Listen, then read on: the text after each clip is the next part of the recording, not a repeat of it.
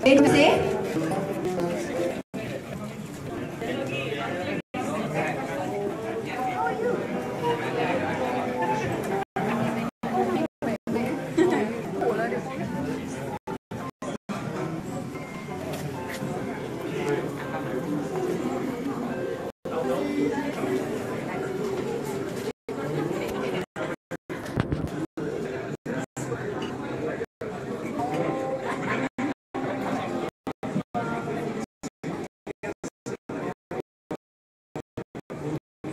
Para hadirin dijumpa duduk.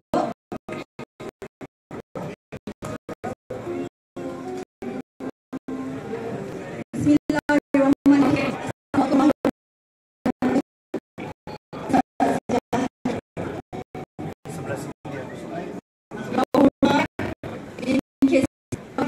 Tuan Dr. Mahathir, Berhormat Datuk Tuan Ismail, berbahagia Tuan Haji Muhammad,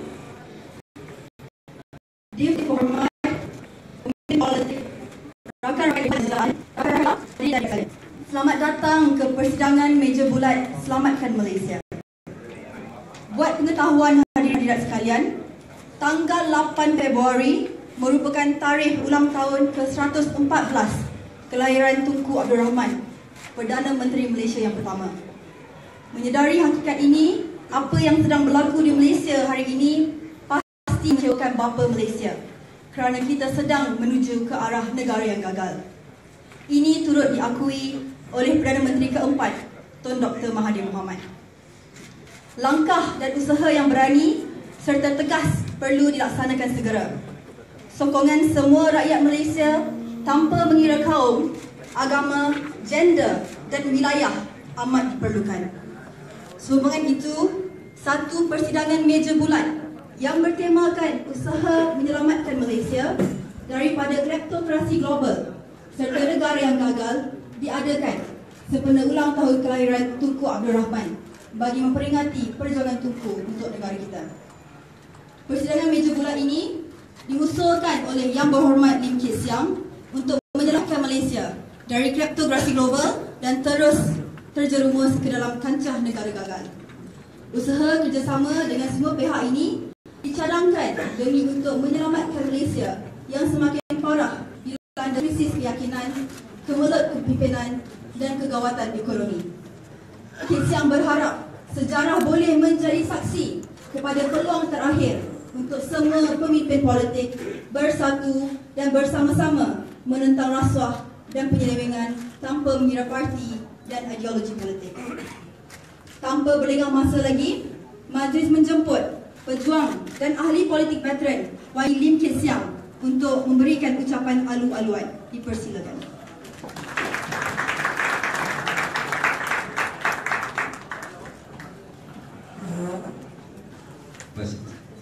Terima kasih Saudari Dana, yang berbahagia Tun Mahathir, yang berhormat Datuk Seri Tuan Azizah, Ketua Perbankan, yang bahagia Saudara Sabu, yang bahagia Datuk Amiga Singbasan dan Warning on the way. Saya ucap terima kasih semua tim-tim yang ada menerima jemputan kepada round table ini untuk menyelamatkan Malaysia daripada sebuah global kleptokrasi. Dan Menteri Besar selain Datuk Seri Azmin hantar permohonan maaf oleh kerana beliau sebenarnya mau datang, tetapi oleh kerana adalah satu program dia tidak boleh ubah, dia tidak boleh hadir bersama-sama kita, tapi he send our best wishes. For many months, Malaysians going overseas have been faced with the embarrassing situation when asked which country they come from. Once Malaysians had no problems in properly identifying themselves as coming from Malaysia, but now they hesitate whether to answer the question, as they would be confronted with embarrassing questions to follow about Malaysia becoming a global kleptocracy, the infamous international 1MDB money laundering scandal, involving the PM, which had caused the closure of banks and the imprisonment of former bankers.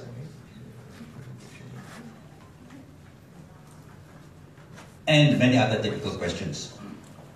Do we have a national strategy involving the full support of the government and the people to counter Malaysia's infamy and ignominy of being regarded worldwide as a global kleptocracy? The silence and indifference of the PM, Dato' Sri Najib Razak, leaders of other PN parties, as well as the past president, Dato' Sri Hadi Awang, to the invitation to this Save Malaysia Roundtable is the loudest answer to this question.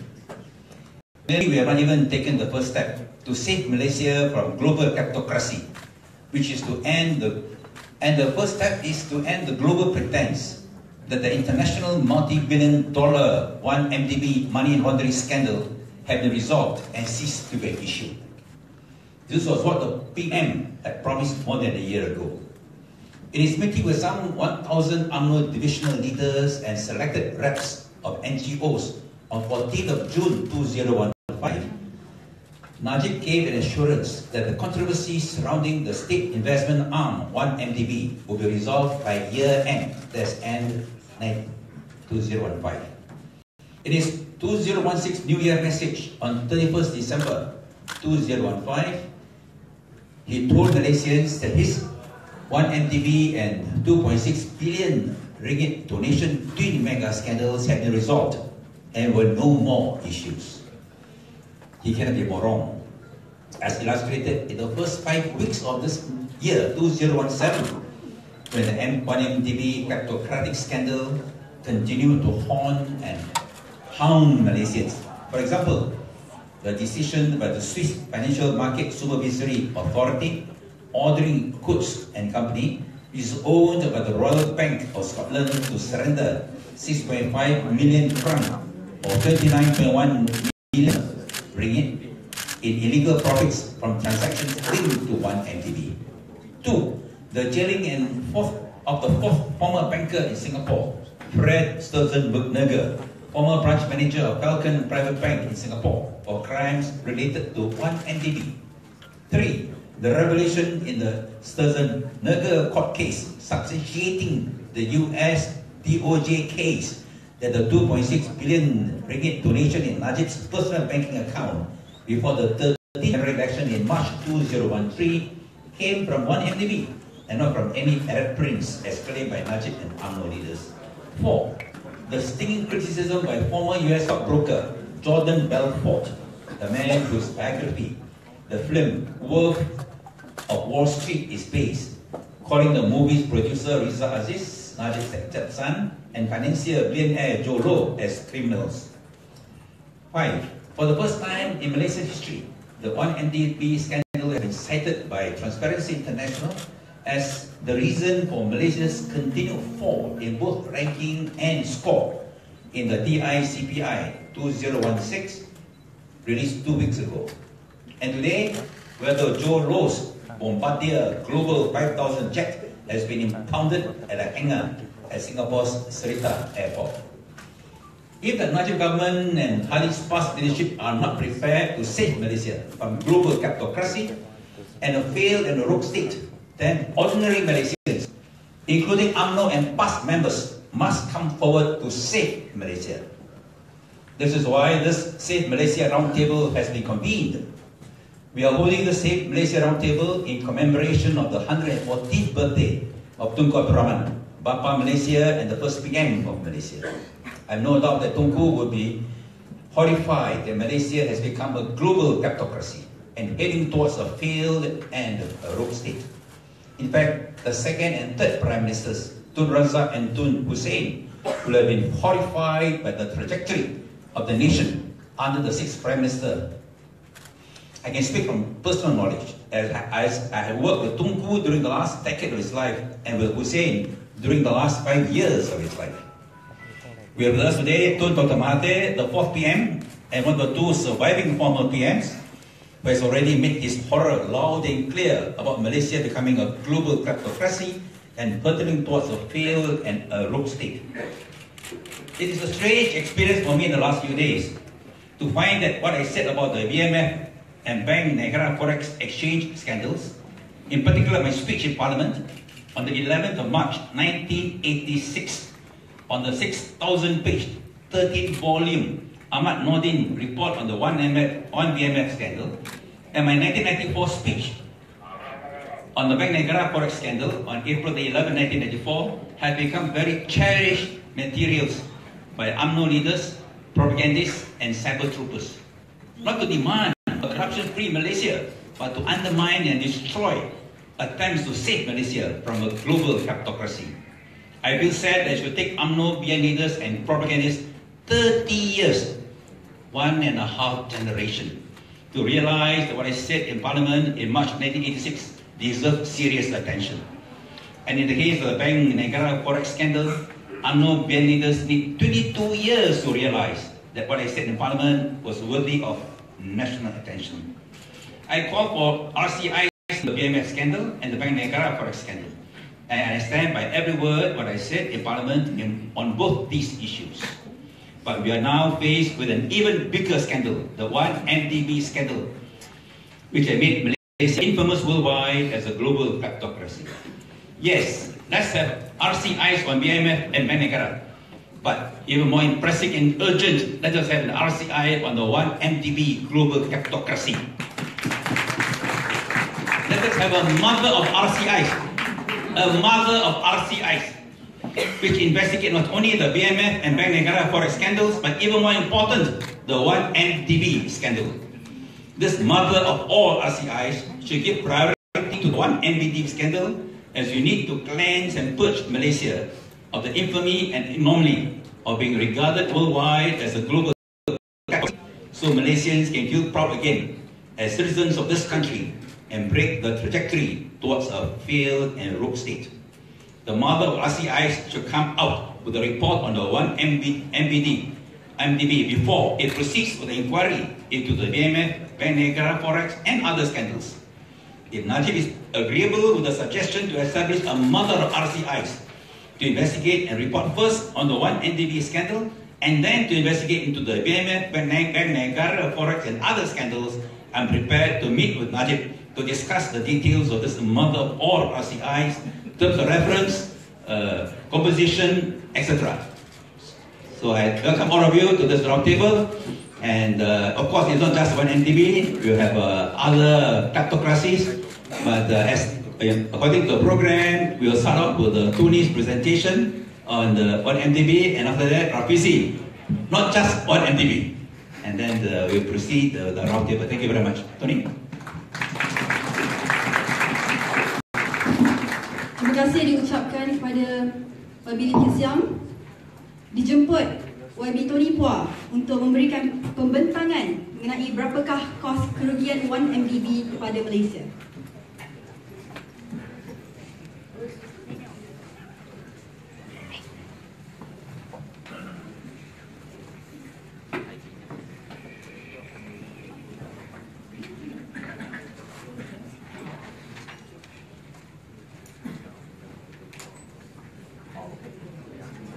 Bagi pada semua aktif umat yang hadir hari ini, Saudara Lim Siang, Tun Dr. Mahathir, Muhammad Sabu, Datuk Sri Wan Aziza, Datuk Abiga, rakan-rakan sekalian, tuan-tuan puan-puan, selamat sejahtera dan selamat petang.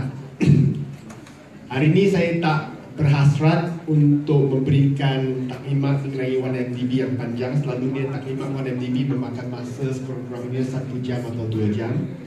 Saya hanya akan membuat satu rumusan lebih kurang 10 minit, 15 minit mengenai isu-isu utama dalam 1MDB, kedudukan semasa dan langkah-langkah yang kita sebagai rakyat Malaysia dan juga pemimpin-pemimpin Malaysia boleh ambil dalam masa yang akan datang untuk meneruskan perjuangan kita melawan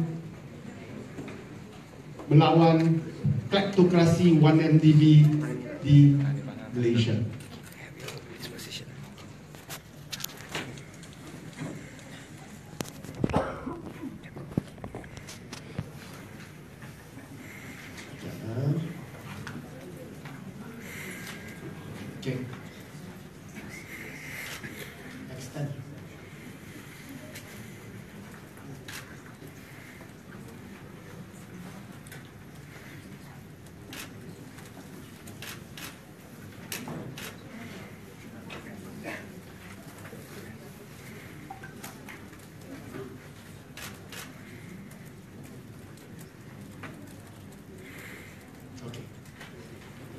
Okey.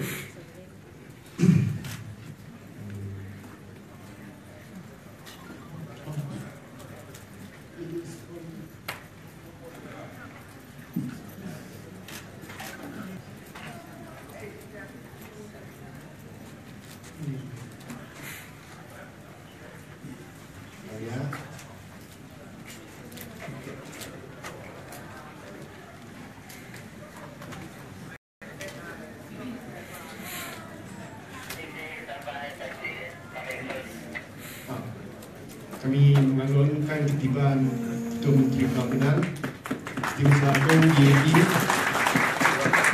hadir di Sidang Meja Bulat hari ini.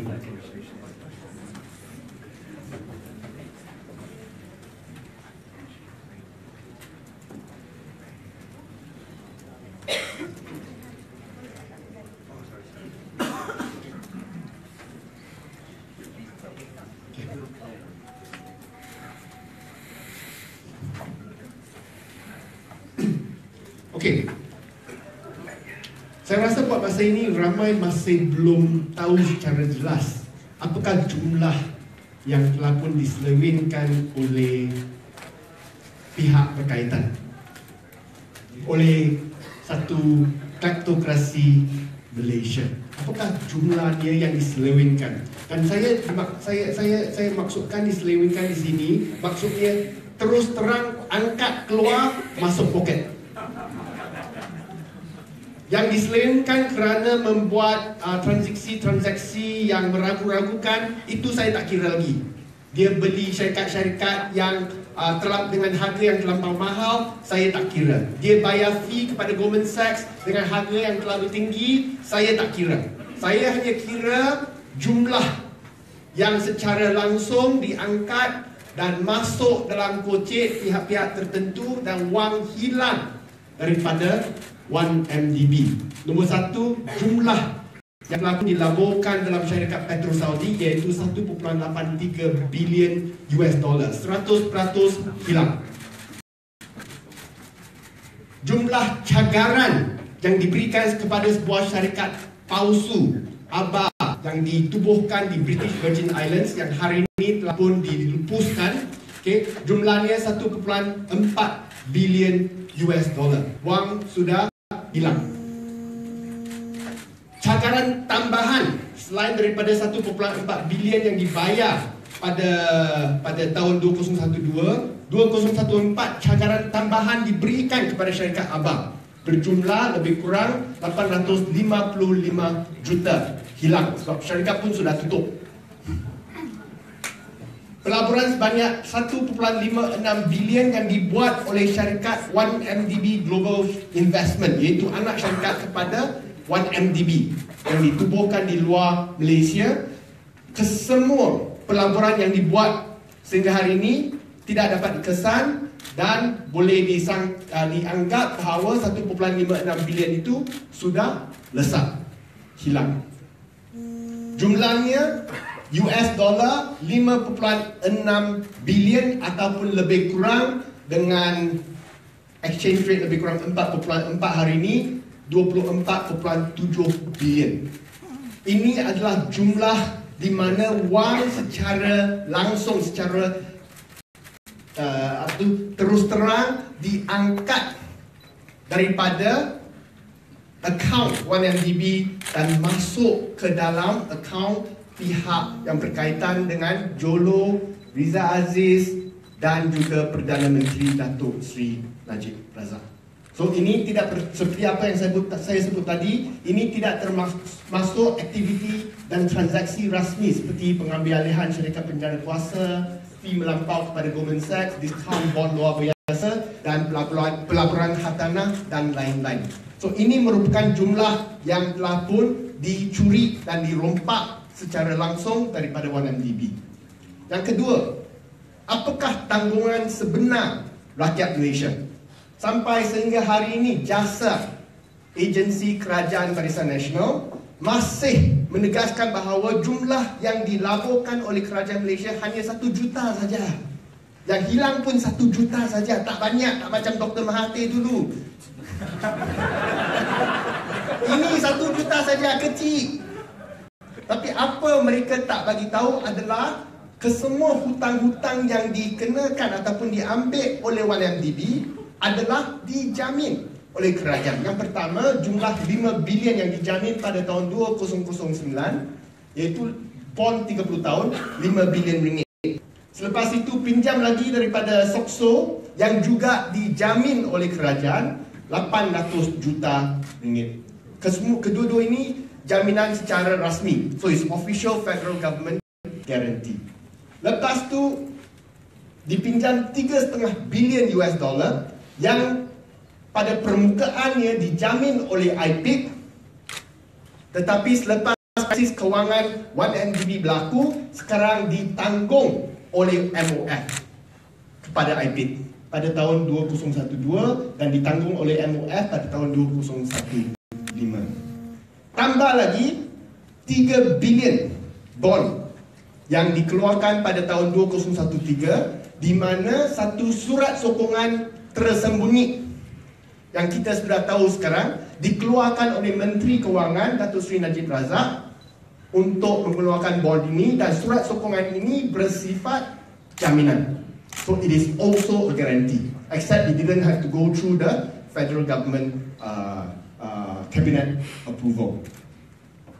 1 bilion lagi pendahuluan yang telah dibuat oleh kepada 1MDB yang juga ditanggung oleh Ministry of Finance, Kementerian Kewangan pada tahun 2015. Tambah lagi bayaran faedah yang dibuat oleh IPIC bagi pihak 1MDB yang juga ditanggung oleh MOF, jumlahnya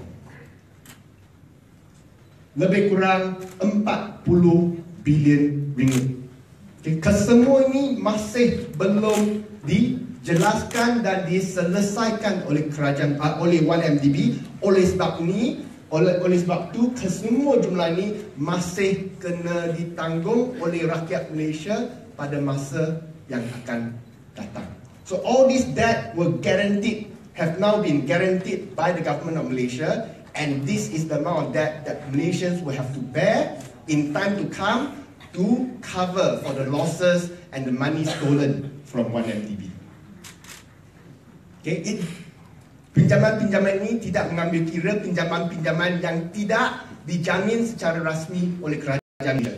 Seperti pinjaman yang dibuat oleh Bandar Malaysia. Ada pinjaman 2.4 bilion, tak ada jaminan, hanya hartanah dijaga kepada pihak yang meminjamkan wang. So yang pinjaman-pinjaman begitu saya tak masuk dalam senarai ini. Hanya senarai di mana pinjaman dijamin oleh pihak kerajaan.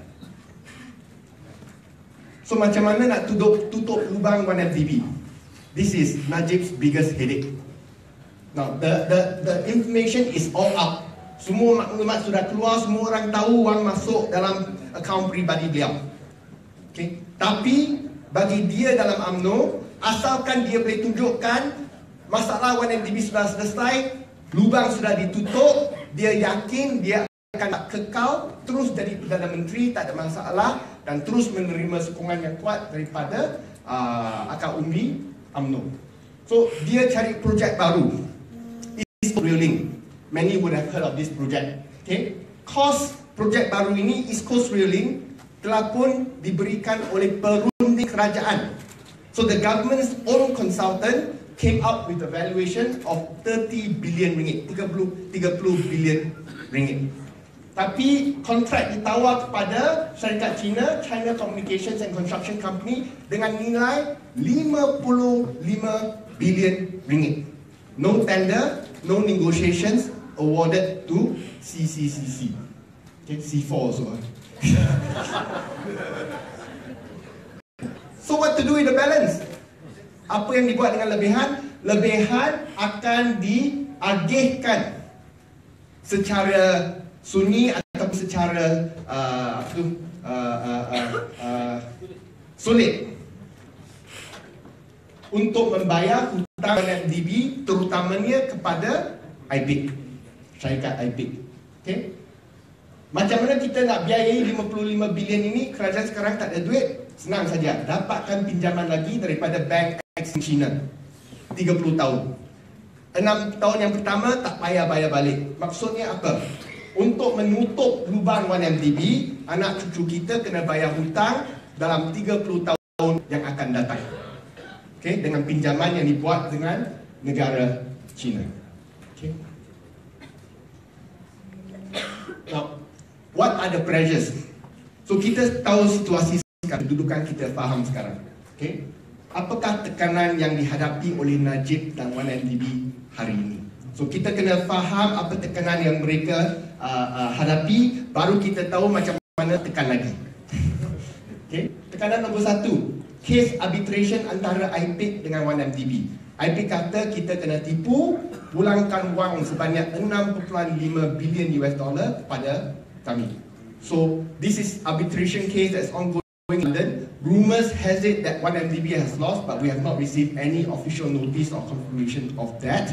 But kalau katakan 1MDB tewas dalam arbitration ini, ia merupakan satu beban yang cukup berat untuk kerajaan, untuk diselesaikan oleh kerajaan Najib. Kes rampasan aset US DOJ versus Jolo Riza Aziz and all.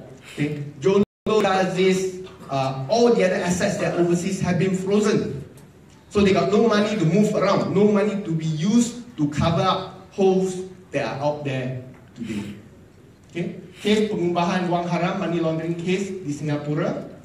Kes pengubahan wang haram di Switzerland, same money laundering case in Switzerland. Kontrak projek ECRL walaupun sudah diumumkan tapi masih belum dimuktamarkan. Ini penting. Sebab macam mana syarikat Cina akan gunakan saluran ataupun saluran institusi kewangan untuk membayar hutang 1MDB. That's a very big question mark. Okay? Because they use official channels, they may be caught under money laundering again. Okay? And so the details of the contract has not been finalized, and it may not be that easy for the details for the agreement to be concluded. Project Bandar Malaysia, another big project with a lot of money coming into 1MDB to pay the debts, have also not been concluded. Okay, it is if I don't recall wrongly, 7.41 billion sale of 60% of Bandar Malaysia to a consortium of companies comprising of a Malaysian company and China Rail. Okay, and China Rail. But there are a lot of terms involved because the Malaysian company has no money. Okay. The purchase price for Bandar Malaysia is larger than the market capitalization of that company. Iskandar Waterfront Holdings. So the local company doesn't have the ability to actually fund the acquisition. They are reliant on the Chinese company. But the Chinese company is waiting for the real things to happen. Give me the high-speed railway project. Make sure I get the project, I got money, then I will invest or come up with more money to take on this. So the project has not been finalized. And of course, there are legal cases in court today. The first one, Najib sue me for defamation. Second one, Tun Dr. Mahathir sue Najib for public misfeasance. This case is regards to abuse of power, which means that Najib abused his power to sack the AG, to impose ban on various parties, and so on. Okay? The third case, Datuk Zahid Ibrahim versus Najib for breach of trust and fiduciary duties by Najib. And the fourth case, which I filed just last month, public misfeasance, but in this case, direct accusation of misappropriation by Najib and his cohorts. So these are cases that we hope will come forward in court, and one of it, if we are lucky with a judge who is who has no fear of favor, will allow the case to be heard, then we have something for the public to see. Okay, apakah langkah seterusnya yang kita patut ambil? Nombor satu, secara jelas, secara straightforward, penjelasan senang faham kepada rakyat Malaysia. We need to do this in various forms. Dalam ceramah, dalam video, dalam kartun, dalam masalah, kita kena buat perkara ini supaya orang-orang kampung dapat faham perkara ini. Nombor dua, tekanan perlu dibuat kepada syarikat CCCC. Nah, syarikat CCCC merupakan satu syarikat yang disenaraikan di Hong Kong Stock Exchange. So maksudnya dia kena akur kepada regulation tertentu stock exchange, di mana mereka tidak dibenarkan untuk melampaui undang-undang dan lain-lain. So this is something we have to add to ensure that they won't transfer money illegally via alternate channels to pay for 1MDB debt. And the good thing is, given the global attention on 1MDB in Malaysia, any money that is transferred from the companies relating to 1MDB will receive 120% attention from the regulators of these banks. So that's something that we have to press for CCCC so that this crazy ECRL contract cannot proceed. Tekanan kepada juru audit Parker Randall, they have finally appointed the new auditors for the company. It is a local company by the name of Aftas, but it has international affiliation. Basically, they submit for to join the association Parker Randall. So this is a point where we can actually apply pressure both to the local audit firm as well as to the international association that they have, Parker Randall, to ensure that a proper audit is carried out and not a sham audit is carried out on 1MDB. Tuntutan kepada kerajaan Switzerland dan Singapura.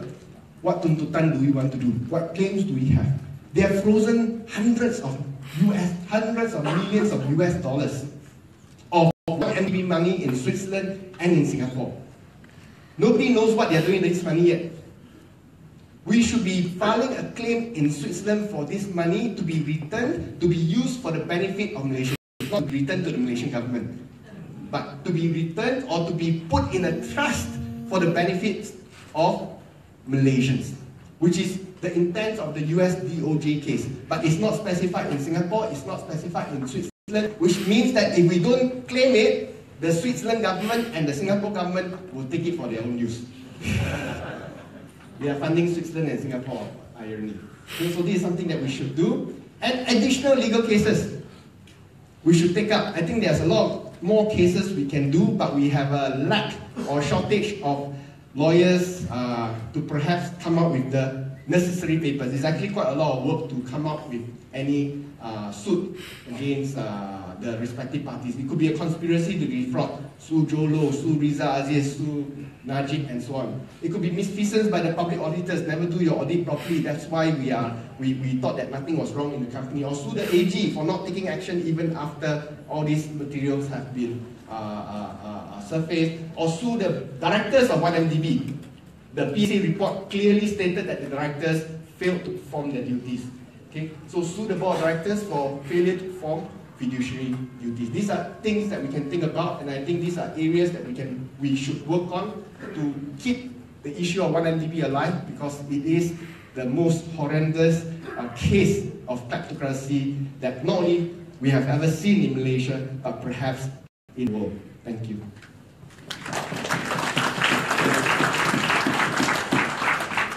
Terima kasih diucapkan kepada YB Tony Hua atas pembentangan tadi. Majlis menjemput YB Rafizi Ramli untuk membentangkan kleptokrasi antarabangsa melampaui 1MDB. Assalamualaikum. Can we use the PDF? Because I think you don't have the right fonts on your laptop, so they can deliver. Just use the PDF. Ada PDF? Ada. Assalamualaikum warahmatullahi wabarakatuh. Selamat tengah hari saudara muslim majlis.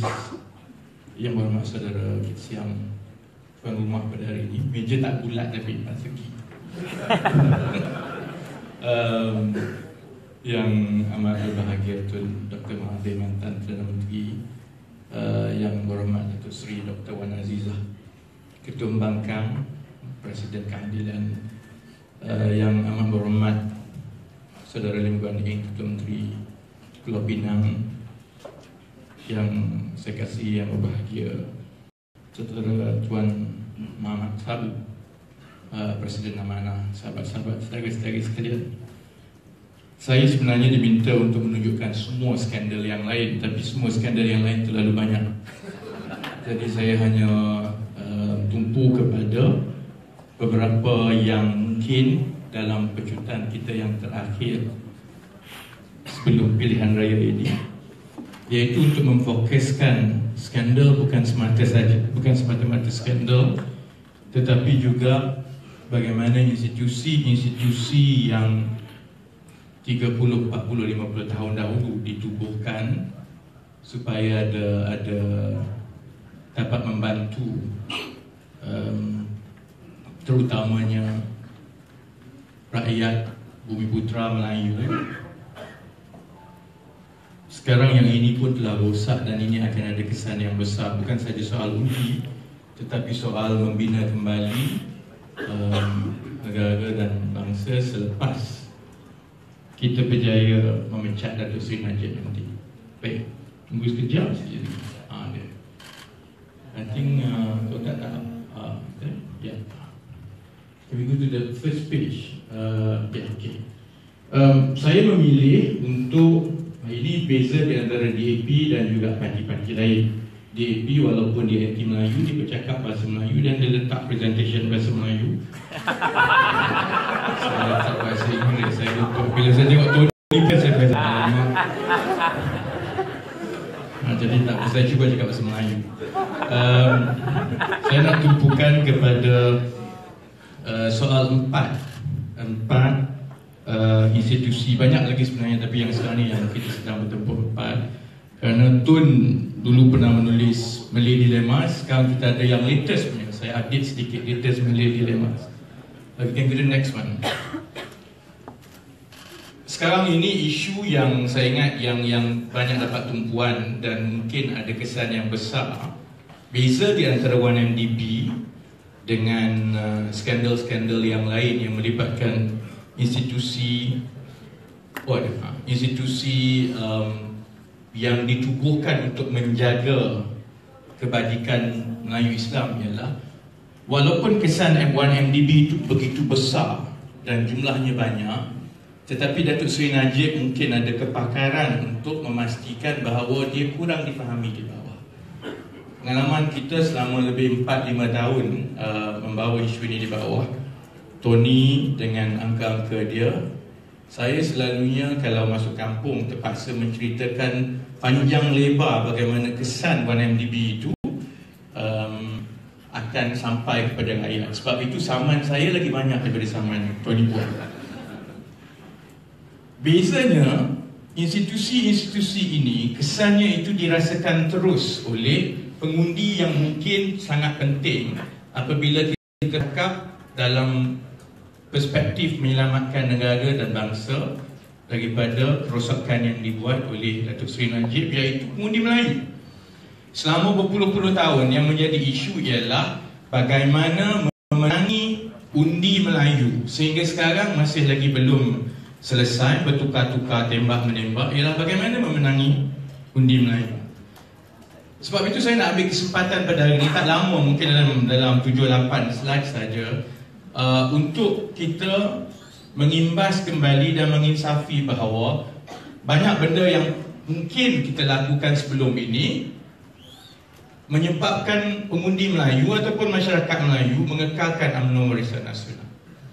Jadi kalau kita serius untuk menyelamatkan Malaysia dengan segala kerosakan yang berlaku, tidak cukup dengan hanya menuding jari kepada Najib dan juga UMNO Warisan Nasional. Dia memerlukan kita mencermin diri kita sendiri. Selagi kita tidak buat begitu, maka kita akan ada masalah dari segi mendapat undi Melayu. Yang paling penting kita kena terima ikat bahawa Melayu boleh mengira. Kerana selama ini kempen dan juga cara kita menyampaikan maklumat seolah-olah mengambil pandangan bahawa pengundi Melayu di kampung tidak faham. That is extremely condescending. Malays actually can count. Well, except from some people in UMNO lah. But a lot of Malays can count really well. Malays actually understand national issues. And that's where I see a lot of people at the back. This is actually why we are partly responsible for the predicament that we are in. Because we take the approach as if they don't understand. They do understand. The more we talk down to them, the more they don't trust us. And of course, they are more concerned and they do understand as well how the deteriorating strategic powers of Malay institutions will have a very long effect, not just to the Malays but to the country. Masalah kita bukannya Melayu tidak faham dengan kerosakan yang Najib ataupun UMNO Barisan Nasional sedang lakukan. Pengundi Melayu tidak yakin bahawa kita boleh mentadbir dengan lebih baik. Terutamanya mentadbir dengan memastikan kerosakan yang sama tidak diteruskan ataupun kita tak mampu untuk menawarkan sesuatu yang lebih baik. Malay voters, we just have to accept at the moment, are not entirely convinced that all these institutions are better off in our hands. Unless we start accepting this, we have a problem. Accepting this means we have to change the way we approach them. They are smart. I keep telling them they are smart. It's no longer the way that politicians can gang up at the top in order to fool the public. They can tell, they can call our bluff. Politics has changed so much that it's no longer what politicians want to sell to the public. It is what the public wants to choose from any politicians. So getting our messages and getting our approach is very important. And dia mestilah mula dengan penerimaan bahawa pengundi Melayu tahu tentang kerosakan yang dibuat oleh 1MDB. Pengundi Melayu tahu tentang kerosakan yang berlaku dengan semua ini. Pengundi Melayu juga tahu bahawa ekonomi tidak baik. Mereka faham.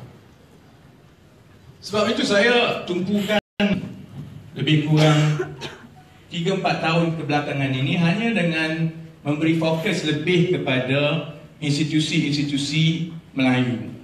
Dalam kes 1MDB pun, Saudara Tony tumpukan angka yang terperinci. Saya selalunya tumpukan perkaitan 1MDB itu yang mengheret institusi-institusi Melayu, kerana itulah yang akan mengkaitkan masalah 1MDB dengan rakyat biasa. Kita tahu tentang perkara ini. Yang ini lebih kurang 6-7 bulan yang lepas. Setakat ini kerugian di dalam sebuah syarikat sahaja, TH Heavy Engineering, ialah 554 juta. Ini yang telah berlaku. Atas kertas 229 juta, yang disuntik 50 juta, besar kemungkinan akan hangus. Kemudian this is irredeemable cumulative preference shares, juga akan hangus 275 juta. Kalau tidak kerana dokumen yang tabung haji telah mendapat kelulusan daripada Kementerian Kewangan untuk menjamin pinjaman baru sebanyak 900 juta oleh TH Heavy Engineering, maka kerugian ini telah mencecah 1.4 bilion. Tetapi apabila perkara itu bocor, maka dia terbalikkan. Tabung haji tidak menjamin pinjaman baru TH Heavy Engineering, tetapi kerajaan Malaysia, the Malaysian government, lo and behold, bocor juga, has awarded the construction and supply of 3 offshore patrolling vessels, OPV, kepada TH Heavy Engineering sebanyak 750 juta. And maksudnya either way kita rugilah. Kalau dia jamin pun dia rugi, kerana TH Heavy Engineering will export tabung haji to 1.4 billion. Tabung haji dijamin oleh kerajaan simpanannya. Jadi kalau rugi maka kerajaan kena bayar, kerajaan akan kutip lebih banyak GST, jadi kita semua bayar. Melayu pun kena, Cina pun kena, India pun kena. But untuk mengelakkan perkara itu, maka they awarded a direct award to TH Heavy Engineering to supply OPV to APMM. And the award letter was very clear. Please go and find a company that actually know how to construct ships. Sebab TH Heavy Engineering memang tak pernah buat kapal pun. Dan ini ialah orang yang selama 7 tahun sangat dikenali di dalam oil and gas sector, and I am from oil and gas. Sebagai orang yang bermahaja rela di TH Heavy Engineering, where you will go through the due court process. For the record, he has got 2 sports cars before. But the Amiga may not like it that I judge him before he goes through the court. But I've met many people, many families whose life was destroyed because of bribery and so many things. TH Heavy Engineering left hundreds of millions of debts that bungkuskan banyak syarikat, majority of them are Bumi Putra companies. These issues, ladies and gentlemen, contohnya, strike hard, deep to the heart of Malaysia because they work, they buy, they understand all this. Banyak lagi soal tabung haji. I have at least another 3 weeks worth of non-stop. So, well, let's target for removal of Aziz Rahim.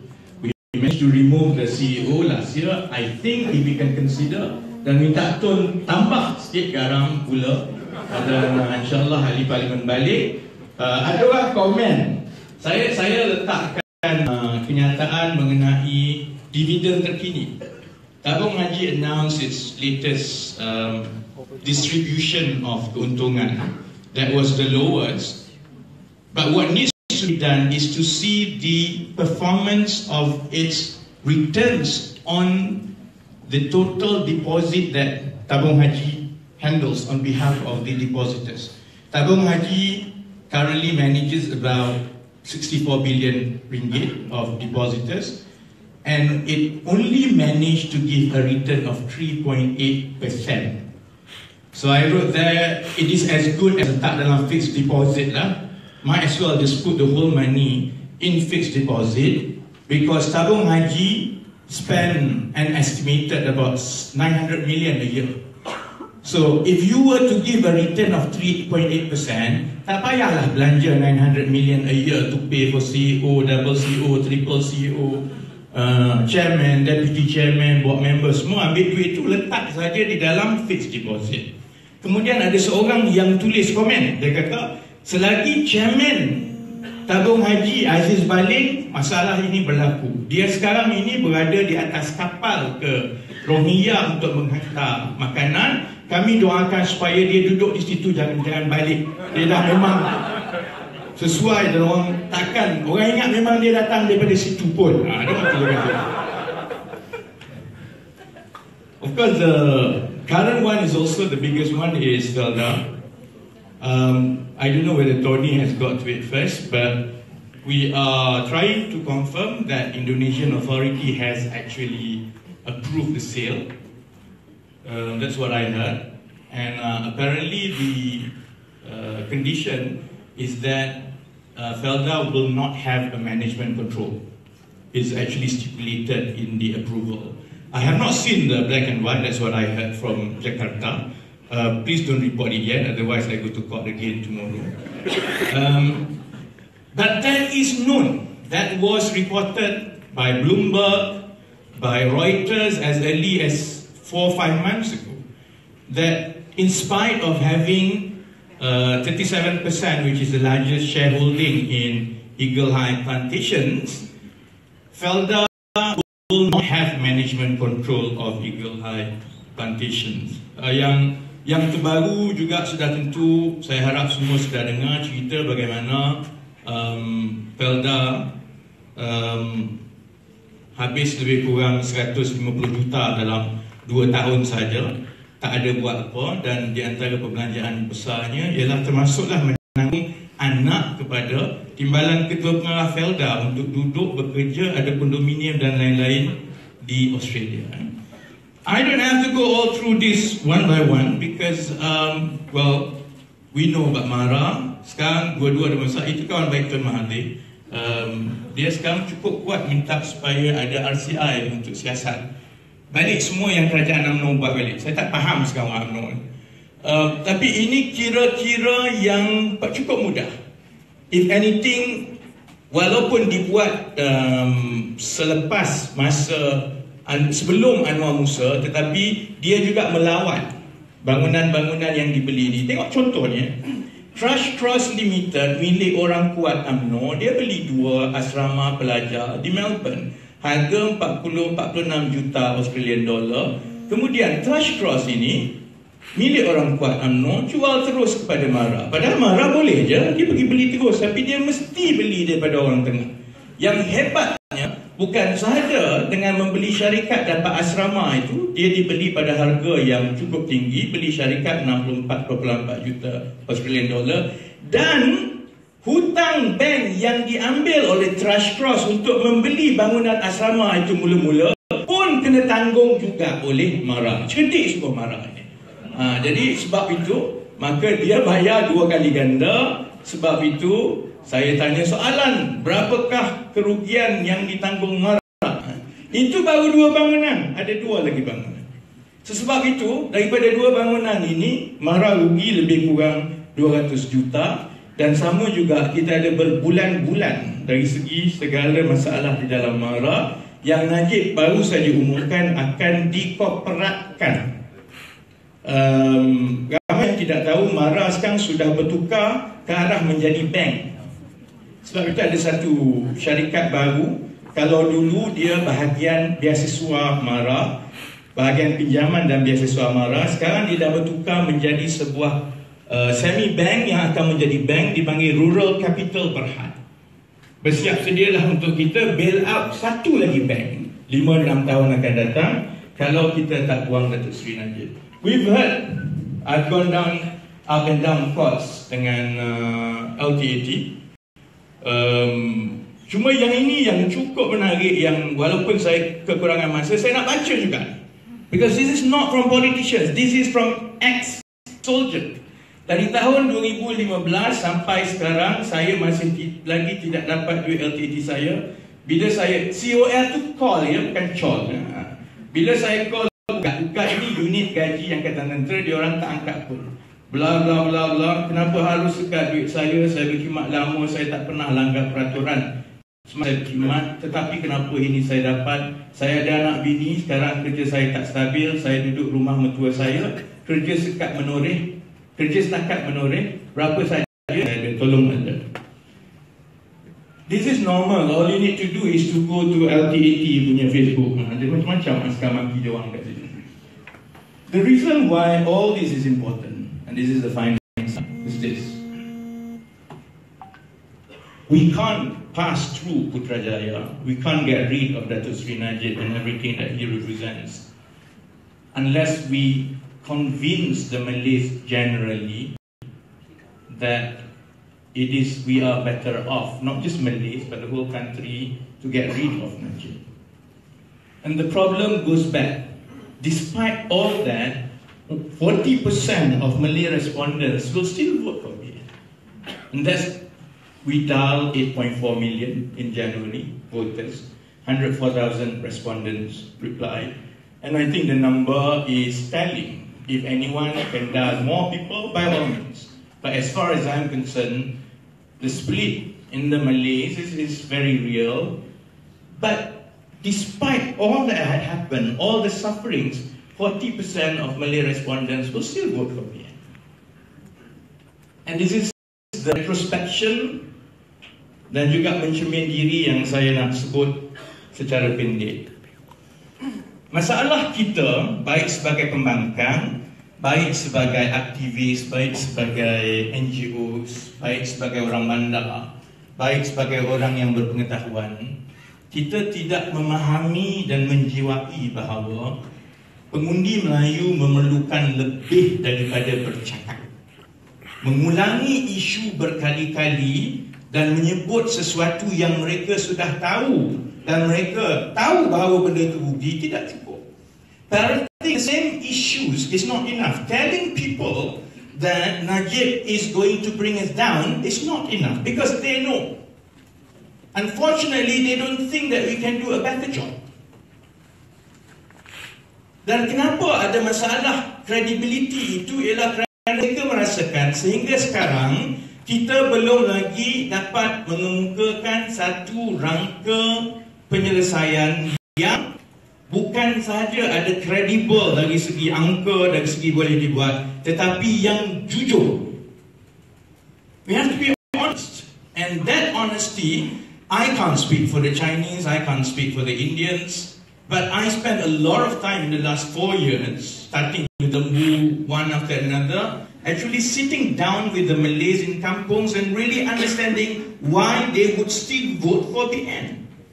And that's because to them, they're just not convinced. And there's nothing wrong with that, because that's what voters do. In much the same way, no matter what Liu Qianglai does, 90% of the Chinese did not vote for MCA in the last general election. It's not that MCA are entirely stupid, some are actually quite smart. But that's because people just can't take them seriously because they lack credibility. Turn the coins around, we are not that much different when it comes to the Malays.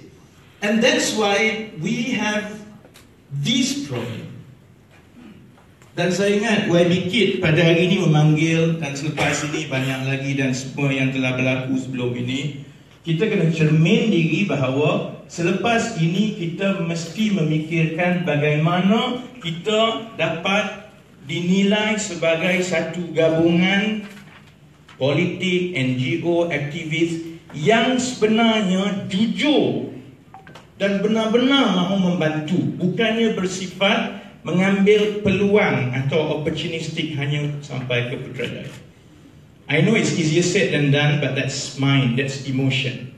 People do not vote with their mind, they vote with their heart.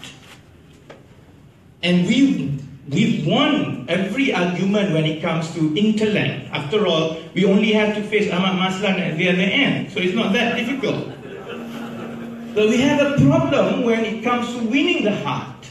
And it is a question of credibility, and we have to try to move away from being seen as opportunistic, condescending, but thoroughly and entirely honest in our assessment of their predicament and our offering of what can make it better for them.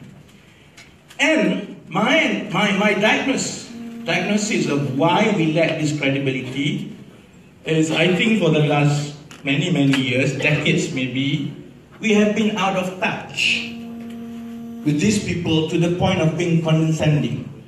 A lot of things that we say publicly, that we push from Lembah Kelang, or from the center of urban middle class, is actually irrelevant and sometimes totally opposite to what they want, and more often than not is condescending because we assume they don't know or they don't understand.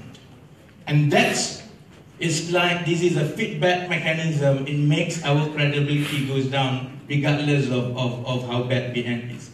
And that's why from these 2 days onwards, I think there's no question that everyone in this country understands that Najib is bad. Even unknown leaders, you go and try to spring a surprise to Zahid, chat with Zahid Hamidi, have a secret camera, he will tell very bad things about Najib, I'm sure.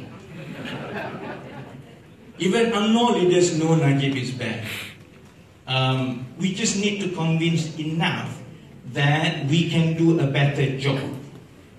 And we have to start not just parroting what has gone wrong and how bad Najib is, but also to honestly accept our feelings, honestly offer solutions which may be very controversial and may not and actually wins everyone, but wins enough and wins enough support from every major group in the country. If we do that and we manage, then we have to start by understanding them, and we should be able to then these steps to Putrajaya is actually not too far. Finally, because it has to finish with something that is doable, we are here If nothing happens, based on the results, we are at 54 seats now in three-corner fight. Because the non-voting people who are disillusioned with politics is still high at 14%, and Chinese support from the past few by-elections is at 65%. If we manage to convince the 14% of people who are, half of that, who are disillusioned, we will get to 87. If instead of focusing on the disillusioned voters, but we focus on bringing the Chinese support to 80% like the general election, we will get to 92 in three-corner fights. But if we concentrate on that, if we concentrate on the disillusioned half and get some of the past voters, about 3%, but if the Chinese do not return at 80%, we barely touch 100. All it takes to win Putrajaya is just making sure that we reduce the number of people who are fed up with politics, and that's a mirror of how we carry and conduct ourselves. We appeal to the past supporters because they are raring, they want to vote for us, but we have to give them reason to vote for us, and we have to work hard on the non-Malays, especially the Chinese, to have hope that there is a path to victory in this general election. If we do that, Najib can do anything. Economically, things are going to get worse. We have enough scandals that last years. But if we concentrate on those three groups, and whoever we are around this round table is a reflection of our failures and failings of the last decade in getting those people. So I return back to YB Kit so that we can take it from here. I hope from today onwards we go back and see how are we going to do things differently. Because otherwise, other people will be stuck with high prices of petrol. Some of us will be stuck behind bars in Sungai Buloh and some other prisons they sent us. So thank you very much. Tomorrow ada lagi pasal Felda. Assalamualaikum warahmatullahi wabarakatuh. Terima kasih diucapkan kepada YB Rafizi Ramli. Seterusnya majlis menjemput yang berbahagia Datuk Ambika Srinivasan untuk memberikan ucapan dia.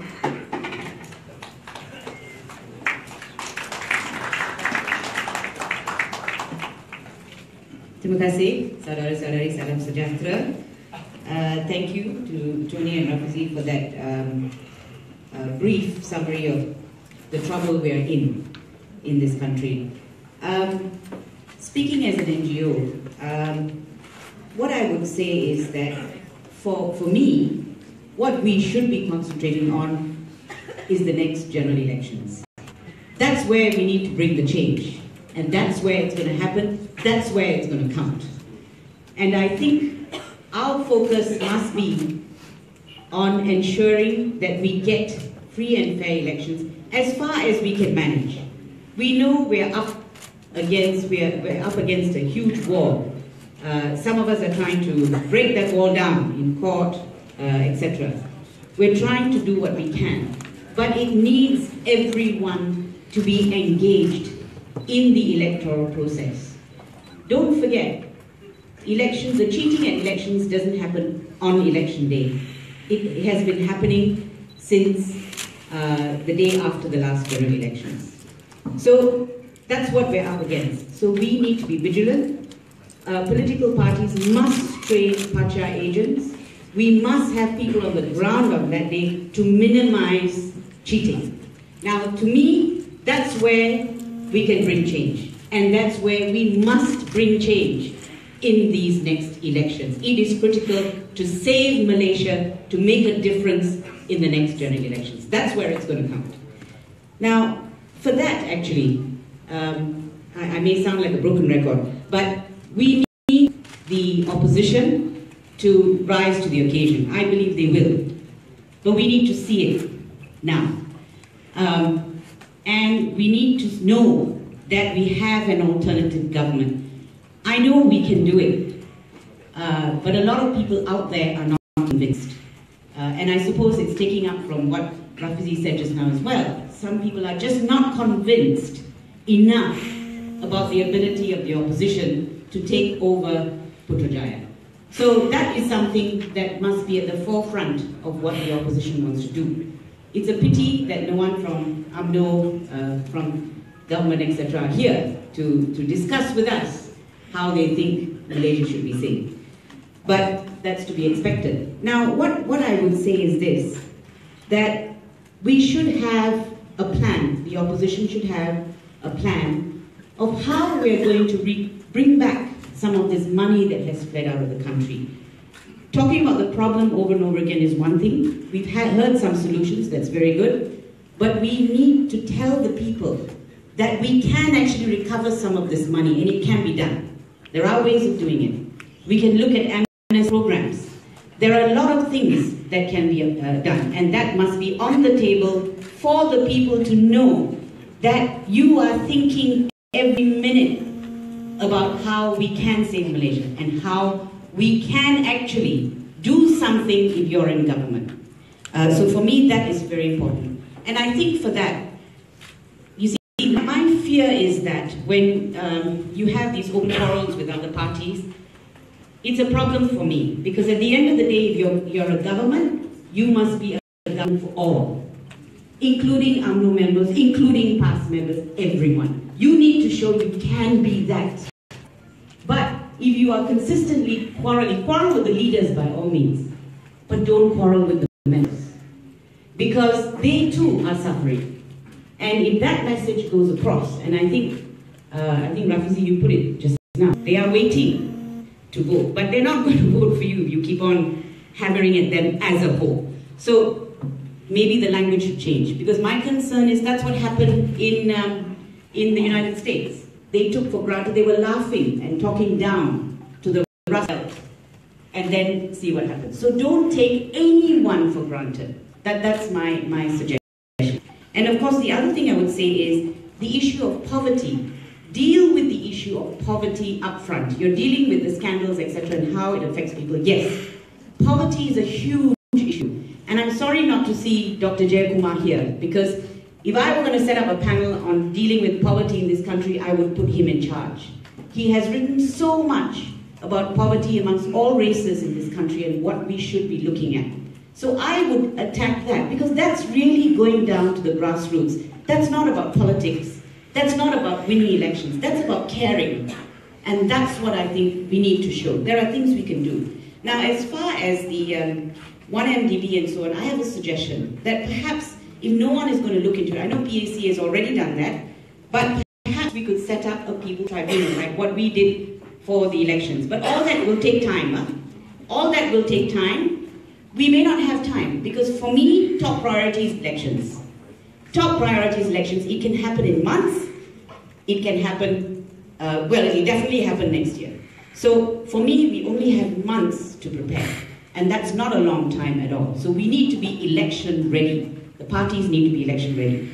Then I would say that the China deals really concern me. I don't think people completely appreciate the dangers of the China deals. And I think that's something we must keep exposing. We need to find out what the agreements are saying. They haven't, of course, they haven't entered into them completely.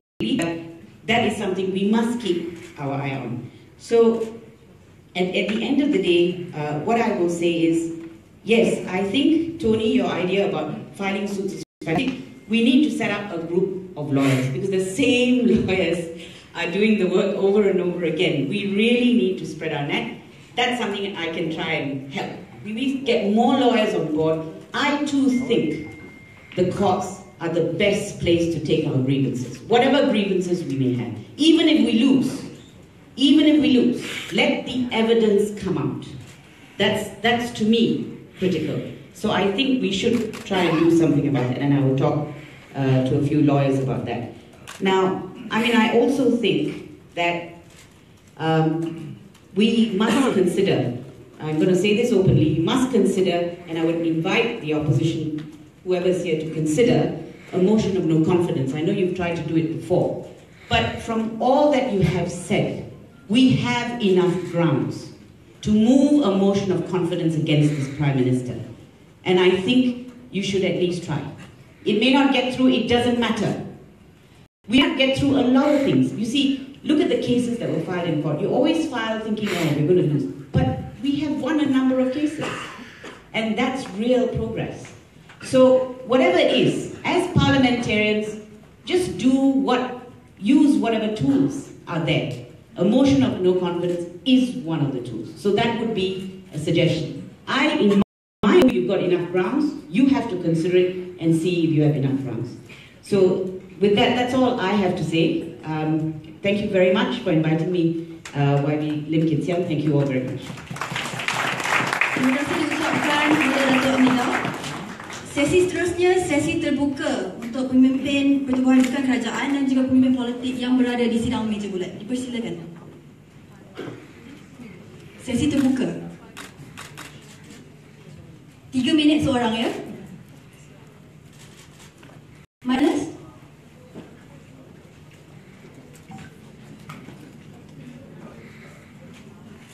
Kita ada masa untuk 5 ke 6 orang, 3 minit seorang. 3 minit seorang. Okay. Silakan.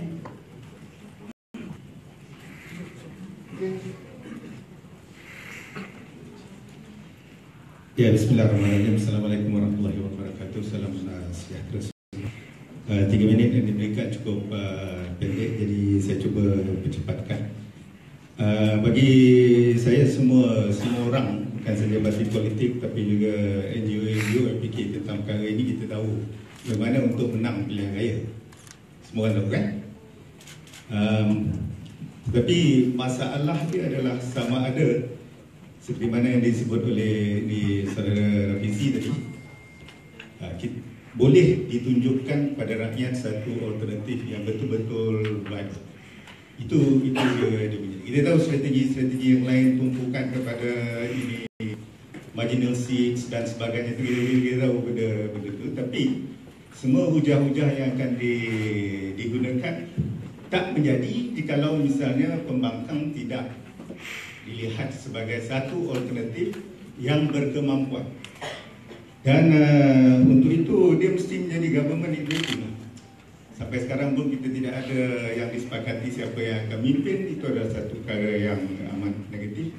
Kerana sebenarnya deal making kita diperlukan adalah Prime Minister designate yang boleh lead dan do the deals now. Jadi yang ini siapa yang nak cakap pada semua orang lain. Itu belum lagi kalau kita nak kecek dengan Sabah, dengan Sarawak untuk menyokong dan sebagainya. Jadi Prime Minister designate itu adalah satu perkara yang penting dan kemudian mesti ada tim. Dan ini sebenarnya membawa saya kepada satu perkara yang lagi penting. Can the political parties please put the interest of the people first? Can all the political parties put the interest of the people first over not just opposition and the government? Sometimes you all are arguing about yourself. I am sure that you are going to discuss the seat distribution and so on. I think that is already a wrong start. The right start would be, let's have an assessment. Let's see who is best. Calon mana yang paling baik di tempat itu, tak kira mana-mana parti. Bolehkah itu datang daripada parti-parti pembangkang yang kita ada sekarang? Kalau adanya kita nak menjadi the viable opposition, the Prime Minister designate yang betul-betul berkemampuan begitu memimpin, we should actually consider the bigger interest of the people of Malaysia over and above political parties, over and above your own parties. Thank you. Terima kasih Encik Baik Nurdin dari Malaysia. Seterusnya, diminta perkenalkan diri ya. Dijemput saudara Saludin Ayub. Baik mana?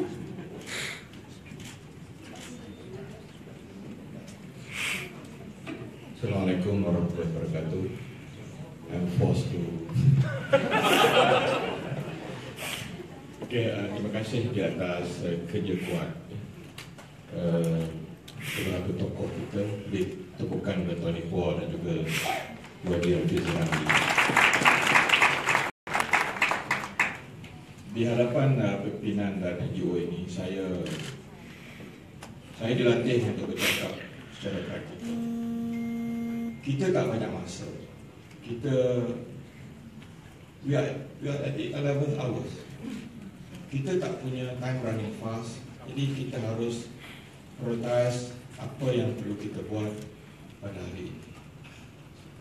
Perundingan adalah satu seni engagement yang mesti diteruskan. I strongly believe in engagement, power of engagement. Semua orang mesti melakukan yang terbaik untuk kita melakukan engagement ini. Tapi somehow in politics, we have to realize that sometimes the leopard cannot change its form. Ada benda yang boleh kita ubah, ada benda yang tidak boleh kita ubah. Ada orang yang boleh kita bawa kepada perundingan, ada orang yang setelah kita usaha tidak boleh kita bawa kepada perundingan.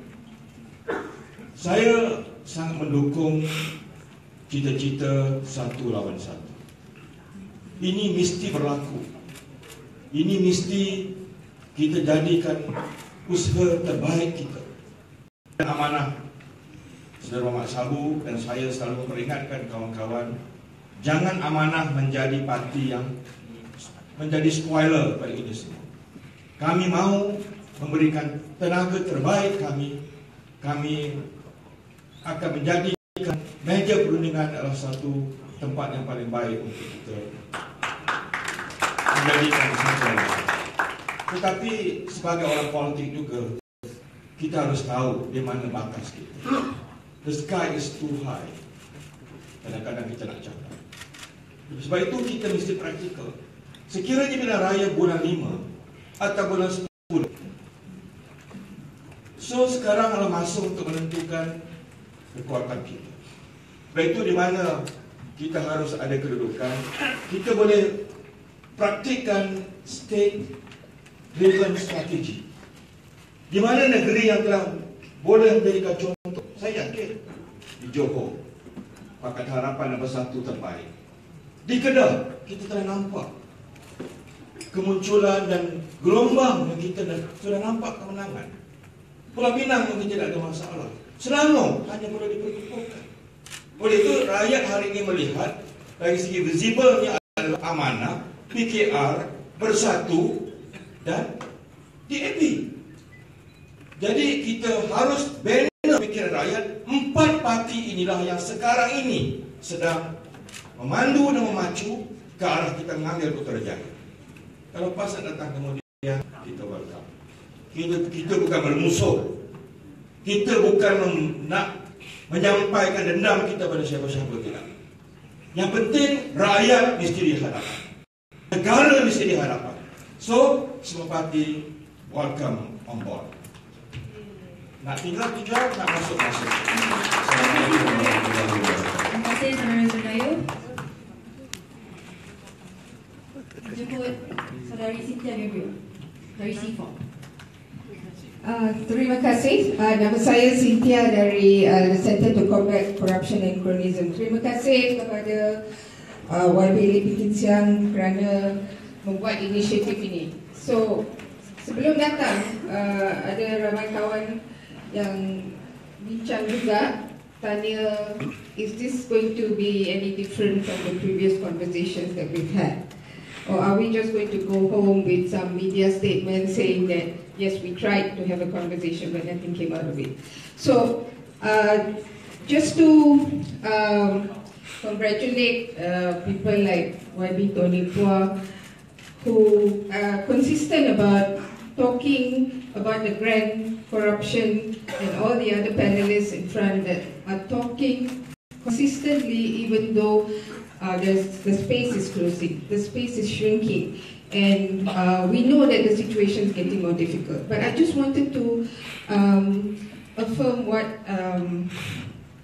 Saudara Salahuddin said just now from Amanah, that the desire is to have a one-to-one seat allocation arrangement. And that is a wish that's coming from civil society. I'm sure that is a wish that's coming from many, many large sectors of society. So one suggestion that I'd like to put forward that can be considered is whether the Pakatan Harapan parties and PBBM and others can actually openly make a statement before the media that you will try every way possible to make sure that the seat allocation, one-to-one seat allocation, is something that you're working toward, and that you will come up with a plan by February or March, now it's already February, by March or April or something, to give a deadline so that people know that you're working at it and that this is what the aspiration is. So it's part of that building confidence that we know we're not going to fight against each other. And if it is also possible not to make media statements to say I will take a lawsuit against you, I will attack, and the open kind of attacks and rebuttals against each other.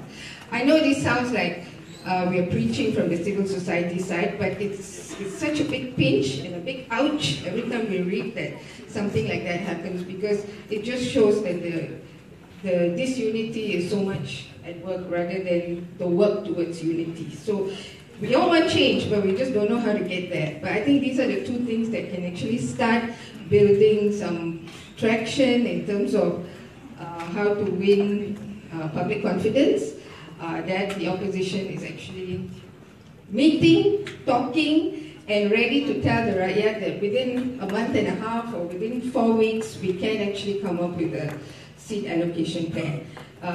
Factoring, of course, the past question, which is very difficult to deal with. But it's very important to say it, and it's very important to actually know that something is being done to work in that direction. So I also, it's easier said than done, but it is something that I think is very important to work towards, given the fact that the elections is probably just around the corner. Terima kasih diucapkan kepada saudara Cynthia. Seterusnya dijemput saudara Syed Saddiq, peserta paling muda sekali di sidang meja bulat ini. Terima kasih. Saya peserta paling muda. Saya rasa peserta paling muda dululah nak balance out umur tuan polisi saya. Orang 1 tahun tapi masih berjuang. Di sini saya tahu ada perbincangan berkenaan dengan 1 lawan 1. Ada beberapa perkara yang saya nak tekan kat sini. Walaupun yang peringkat awal banyak parti pembangkang kata bahawa kita nak pastikan wujudnya 1 lawan 1, tetapi tidak boleh dinafikan juga dari pihak PAS juga masuk campur UMNO. Kita pun ada keluarkan kenyataan yang mungkin boleh sabotaj usaha tersebut.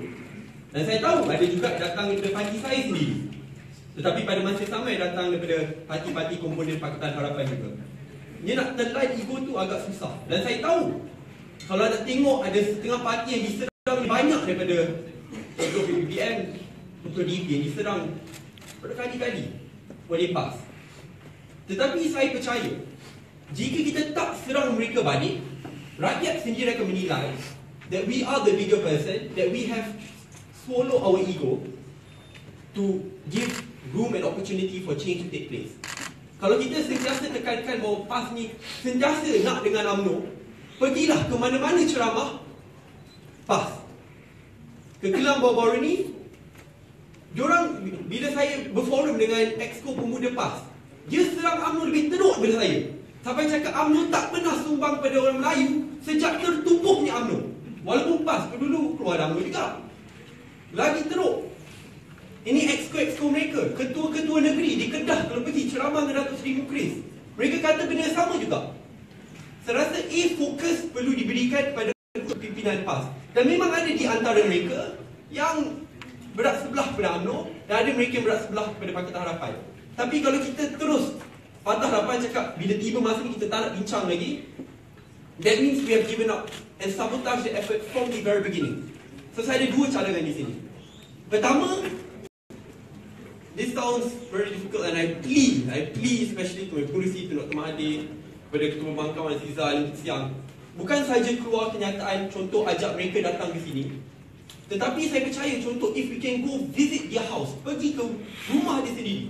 Contoh one thing which I'm very familiar kalau baca buku lah, Datuk Seri Anwar Ibrahim pada masa tersebut tak senang nak mendekati PAS, tapi dalam setiap minggu akan mengunjung rumah Tok Guru, nak pastikan bahawa silaturahim tersebut boleh tertubuh. Personal touch, that personal relationship. For me myself, dan saya tahu kalau tengok dia serang Tun memang sakit hati sangat, tapi terpaksa telan ego. Dia cakap Tun tahulah pada saya sunyi. But some things we must put aside Dan saya nak cadangkan pucuk kepimpinan tertinggi parti kunjungi, buat kunjungan hormat, pergi ke rumah Tok Guru Hadi Awang, Tuan Ibrahim dan lain-lain, dan cuba untuk mendekati dia. Kalau dia tak ajak masuk, block you outside, itu menunjukkan pendirian dia. At least rakyat can judge on their own. Itu pertama. Kedua, even if kalau tak boleh wujudnya satu orang satu, contoh bulan 4 bulan 5, saya cadangkan Pakatan Harapan terus tubuhkan. Pertama, nak pilih Perdana Menteri itu memang perlulah. Jadi saya tak nak cakap siapa boleh jadi, itu patut perbincangan. Kedua, name important cabinet positions. Contoh the top 5, top 6 cabinet position. Kenapa saya katakan benda ni? We have the advantage of having a multi-racial component party. Maksudnya bila kita dah namakan kabinet tertentu saat, kalau kita dah namakan, rakyat sendiri bernilai kabinet dari Pakatan Harapan, kabinet dari UMNO, lepas tu rakyat akan soal, where is the list of cabinet daripada PAS? And I think at that point in time, they will be in a very difficult position. Mana dia nak ambil credible ministers daripada golongan India, China, Kazakhstan, orang asli dan lain-lain. I think we have that comparative advantage. Tapi kalau sampai masa ni kita masih tak dinamakan Perdana Menteri ataupun at least key cabinet portfolios, dari segi perbandingan or a new hope, sukar untuk ke hadapan. Saya rasa dua perkara ini lah. First, personal touch. Kalau tuan-tuan dan perempuan tak nak, saya sendiri akan pergi. Walaupun saya sebelum ni berkata bahawa keluarga saya sebelum ni sekompas, takkan sekompas lagi. I will eat, orang cakap jilat dan duduk, I do not care. If it means saving Malaysia, I'll do whatever it takes. Yang kedua, saya berharap kalau betul-betul tak boleh jadi satu lawan satu, at least the bare minimum, Pakatan Harapan campur PPBM, they must name a Prime Minister candidate and they must name candidates for the key ministerial portfolio supaya rakyat boleh bandingkan siapa menteri daripada kita orang, daripada UMNO dan juga dari PAS. At least give the people the opportunity to decide than allowing them to live in apathy. Terima kasih. Wakil anak muda, saudara Farhan Haziq. 2 minit je, saudara? 2 minit.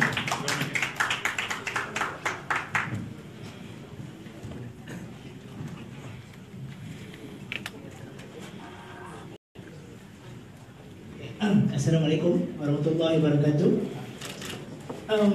Saya Farhan Haziq. Saya merupakan wakil DAP, Depsi di Subang. Terima kasih sebab beri saya peluang untuk cakap dalam isu ni. Apa yang saya dapat fikir untuk pilihan raya akan datang, saya mencadangkan bahawa kita perlu komited lah. Mesti ada timeline untuk kita bergerak satu pasukan. Kita tak boleh sampai satu masa kita dah bagi hulur tangan untuk bekerja. Tetapi kalau ada yang tidak mahu, kita kena bergerak.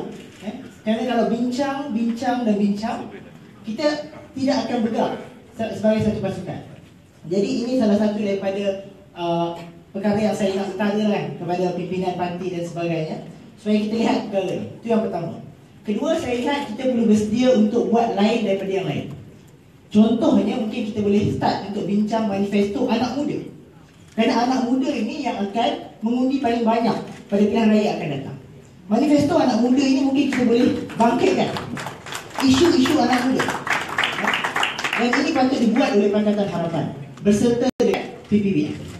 Saya fikir kita boleh, mungkin saya, Syed Sadiq dan siapa lagi yang ada, Diana juga, dan pimpinan-pimpinan muda untuk kita bincang apa masalah. Sebab kita lihat anak-anak muda sekarang dah mula tolak politik. Rakan-rakan saya di pejabat, rakan-rakan saya di rumah dan sebagainya. Jadi perkara ini memang masalah. Jadi saya rasa perlu ada manifesto, kita buat lain daripada yang lain untuk lawan barisan nasional dan UMNO. Sekian, terima kasih. Majlis seterusnya menjemput Yang Berbahagia Tuan Haji Muhammad Sabu, Presiden Amanah, untuk memberikan ucapan. Assalamualaikum warahmatullahi wabarakatuh. Salam sejahtera kepada semua. Tuan Mahathir, Yang Malaysia, Yang Berhormat Tuan Eng dan seluruh pimpinan parti-parti Pakatan Harapan 1 dan rakan-rakan NGOs. Tahun 2008, rakyat membuat keputusan yang agak mengejut, di mana 5 negeri jatuh ke pembangkang dan kita tak memerintah. Kemudian 2013 berlaku counter attack daripada pihak Barisan Nasional khasnya UMNO, menyebabkan undi Melayu merosot. Contohnya di Selat Kelang, semua peti undi Melayu kalah. Kita capai kemenangan kerana perubahan undi bukan Melayu begitu mendadak kepada Pakatan Rakyat. Kemerosotan undi Melayu itu kita hilang Kedah dan hilang Perak. Saya setuju dengan saudara yang berhormat Rafi, isu dah terlalu banyak sampai orang nak muntah lah. Semua orang tahu Najib jahat. Tapi persoalannya confident khasnya orang-orang Melayu tentang bila berlaku perubahan kerajaan apa nak jadi kepada mereka. Inilah tugas kita kena bina sehingga pilihan raya akan datang. Kalau kita tak dapat bina keyakinan ini, Malay supremacy mereka belajar daripada Donald Trump yang mereka boleh guna di Malaysia ini. Isu yang kita bawa ini, ya banyak, tapi kalau jatuh BN, apa nak jadi pada orang Melayu? Ini tanggapan persepsi, bukan satu fakta. Tapi inilah yang dihadapi oleh kita menjelang pilihan raya yang akan datang. Memang pilihan raya yang ke 2013 kita janji nak hapuskan PTPTN, nak hapuskan tol, nak beri kepada wanita yang tidak bekerja. Cukup menarik buku jingga kita. Tetapi orang Melayu bertanya, kalau jatuh BN, apa nasib pada orang Melayu? Inilah kita kena bina persepsi ini. Tambah sekali, rakan-rakan daripada DAP juga kena membantu nak mengubah persepsi ini, maka kita boleh mencapai kemenangan. Persepsi ketuanan Melayu ini lama, dibina sejak zaman Tun Mahathir. Jadi dalam masa yang singkat ini, bukan senang kita nak buang pandangan-pandangan ini. Sehingga di kampung-kampung atau di bandar, Melayu kata termasuk majlis profesor, apalah rasuah penyelewengan, rasuah dan penyelewengan. Tapi yang penting kita mau lihat Melayu terus memimpin. Sebab itulah sekarang bila datangnya Parti Bersatu, Tun Mahathir di antara yang memainkan peranan sekarang di kampung-kampung, saya nampak confident orang Melayu itu ada sedikit berubah. Iaitu mereka berani kalau berlaku perubahan pemerintahan. Kemudian jangan lupa, Najib, Presiden UMNO ini ada lebih daripada 5 bilion di tangannya. Kalau dibelanja untuk pilihan raya, satu parlimen lebih kurang 200 juta. Kalau beri pada amanah 200 juta, kami boleh bertanding sampai Brunei. Tetapi 200 juta satu parlimen, mereka dapat mainkan soal dedak dan wang ini. Saya bimbang terhadap keteguhan iman untuk hadapi gelombang yang sedang berlaku sekarang ini. Sebab Najib dan Rosma terlalu banyak duit untuk mereka labur pada pilihan raya yang akan datang. Melainkan kita kena berlawan dengan satu confidence. Satu confidence bahawa berlaku perubahan, Malaysia lebih selamat. Bagi kita lihat sekarang ini kemarahan, kita kena berhati-hati dalam kemarahan negara China. Tersalah bawa isu, orang-orang Tionghoa pula akan merasakan kita anti-China. Tapi kalau kita bawa dalam bentuk bahawa mereka datang nak merosakkan ekvilibrium Malaysia ini, rakyat boleh terima. Jadi itulah perjuangan kita di samping apa yang disebut oleh Rapidi dan disebut oleh Tony Pua tadi. Soal rasuah ni sudah diketahui umum.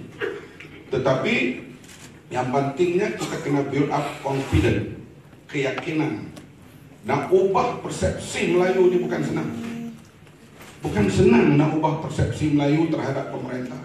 Karena mereka dah berkuasa lebih 60 tahun, maka nak ubah persepsi itu, kita kena kerja semua, kena penyatuan tenaga semua parti termasuk NGO tentang nak ubah hal persepsi. Sebab cakap soal Melayu ni kerana mereka lah yang banyak kerusi, tambah pula gerrymandering. Financial Times mengatakan BN akan terus berkuasa kerana gerrymandering itu membanyakkan kawasan Melayu. Kita kena fikir macam kita nak menang di Larut, di Parit, di Jeli, di Rompen, Parit Sulong, Seluruh Terengganu. Kalau kita campur mereka ini sekarang ini dengan persepsi yang ditanam menyelamatkan Melayu, menyelamatkan Malaysia, menyelamatkan Melayu, menyelamatkan Islam. Semuanya itu kita kena pecahkan bahawa kita menyelamatkan rakyat dan semua agama selamat dan terpelihara, dan rakyat akan lebih dapat manfaat dengan perubahan. Ini yang kita kena mainkan peranan. Wallahu a'lam. Terima kasih. Terima kasih diucapkan kepada Tuan Haji Muhammad Sabu. Seterusnya majlis menjemput Yang Amat Berhormat Ketua Menteri Penang dan juga Setiausaha Agung DAP, Tuan Eng. Terima kasih saudari Diana, kepada Manjo, saudara Kiksian, juga kepada mantan Perdana Menteri itu Dr. N, Ketua Perbankan Parlimen Malaysia Dr. Sri Azizah, Presiden Parti Amanah Tuan Haji Muhammad Sabu, juga kepada Datuk Amiga, dan juga semua rakan-rakan yang ada bersama dengan kita daripada Pakatan, daripada NGO, juga kita punya sastrawan negara yang bersama dengan kita, dan saya pun kena alukan ahli baru DAP lah, Datuk Zaid Ibrahim. Saya ingin mengucapkan terima kasih kepada semua yang hadir, dan juga kerana hari ini saya rasa adalah satu mesyuarat yang penting supaya dapat mengingatkan semua bahawa usaha selamatkan Malaysia mestilah terus jalan. Saya hanya nak berikan 3 pandangan saja, 3 hujah saya. Satu, mungkin pada masyarakat lain kita jangan tertumpu dekat Kuala Lumpur saja. Kerana kalau kita dekat Kuala Lumpur, kita hanya berceramah kepada orang kita sendiri. We are preaching to the converted. Kita kena dan kita harus pergi ke tempat-tempat lain, termasuk juga Sabah dan Sarawak.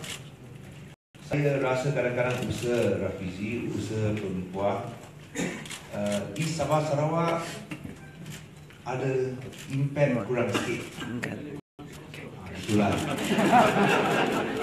Itulah kerana dia tak boleh masuk. Penipuan tak boleh masuk. Tapi Sabah Sarawak penting. Kalau kita tak bawa isu seperti ini dekat Sabah Sarawak, macam mana kita nak selamatkan Malaysia? Ini yang pertama. Kedua, perkara pokok yang paling penting masih masalah ekonomi. Masalah ekonomi ini saya rasa akan merupakan game changer. Saya nak berikan 2 contoh. Satu ialah dalam tahun baru Cina ini, banyak aduan yang saya terima bahawa keadaan ekonomi drop. Bisnes jatuh 30%. Ini berlaku di Pulau Pinang, bukan di negeri lain. Dan mereka tambah lagi. Pulau Pinang jatuh 30%, nasib baik ada pelancong bertambah datang masuk ke Pulau Pinang. Semua pelancong bertambah, tapi masih jatuh 30%. Kalau negeri-negeri lain saya rasa lagi teruk bila tak ada pelancong untuk sekurang-kurangnya merupakan sebagai satu sandaran kepada kejatuhan ekonomi. Ini yang pertama. Kedua, yang saya perhatikan ialah dulu bila kita buat tender terbuka untuk projek-projek, lebih-lebih 10 wah syarikat akan masuk. Sekarang 120 wah syarikat masuk. Mengapa? Mereka cakap lain-lain negeri tak ada projek lagi, tinggal Pulau Pinang saja. Saya tak masuk kira Selangor lah. Kira Selangor tengah, ini kawasan utara. So kawasan utara tinggal Penang saja. Ekonomi adalah satu isu yang sangat penting untuk rakyat. Apa gunanya membuat ucapan yang membara-bara sekiranya perut tak dapat diisi. Dato' Saifuddin selalu beritahu saya contoh dekat Pakistan, bila Ali Bhutto lawan itu parti Islam yang mahu menubuhkan sebuah Islam, jawapan Ali Bhutto ialah roti.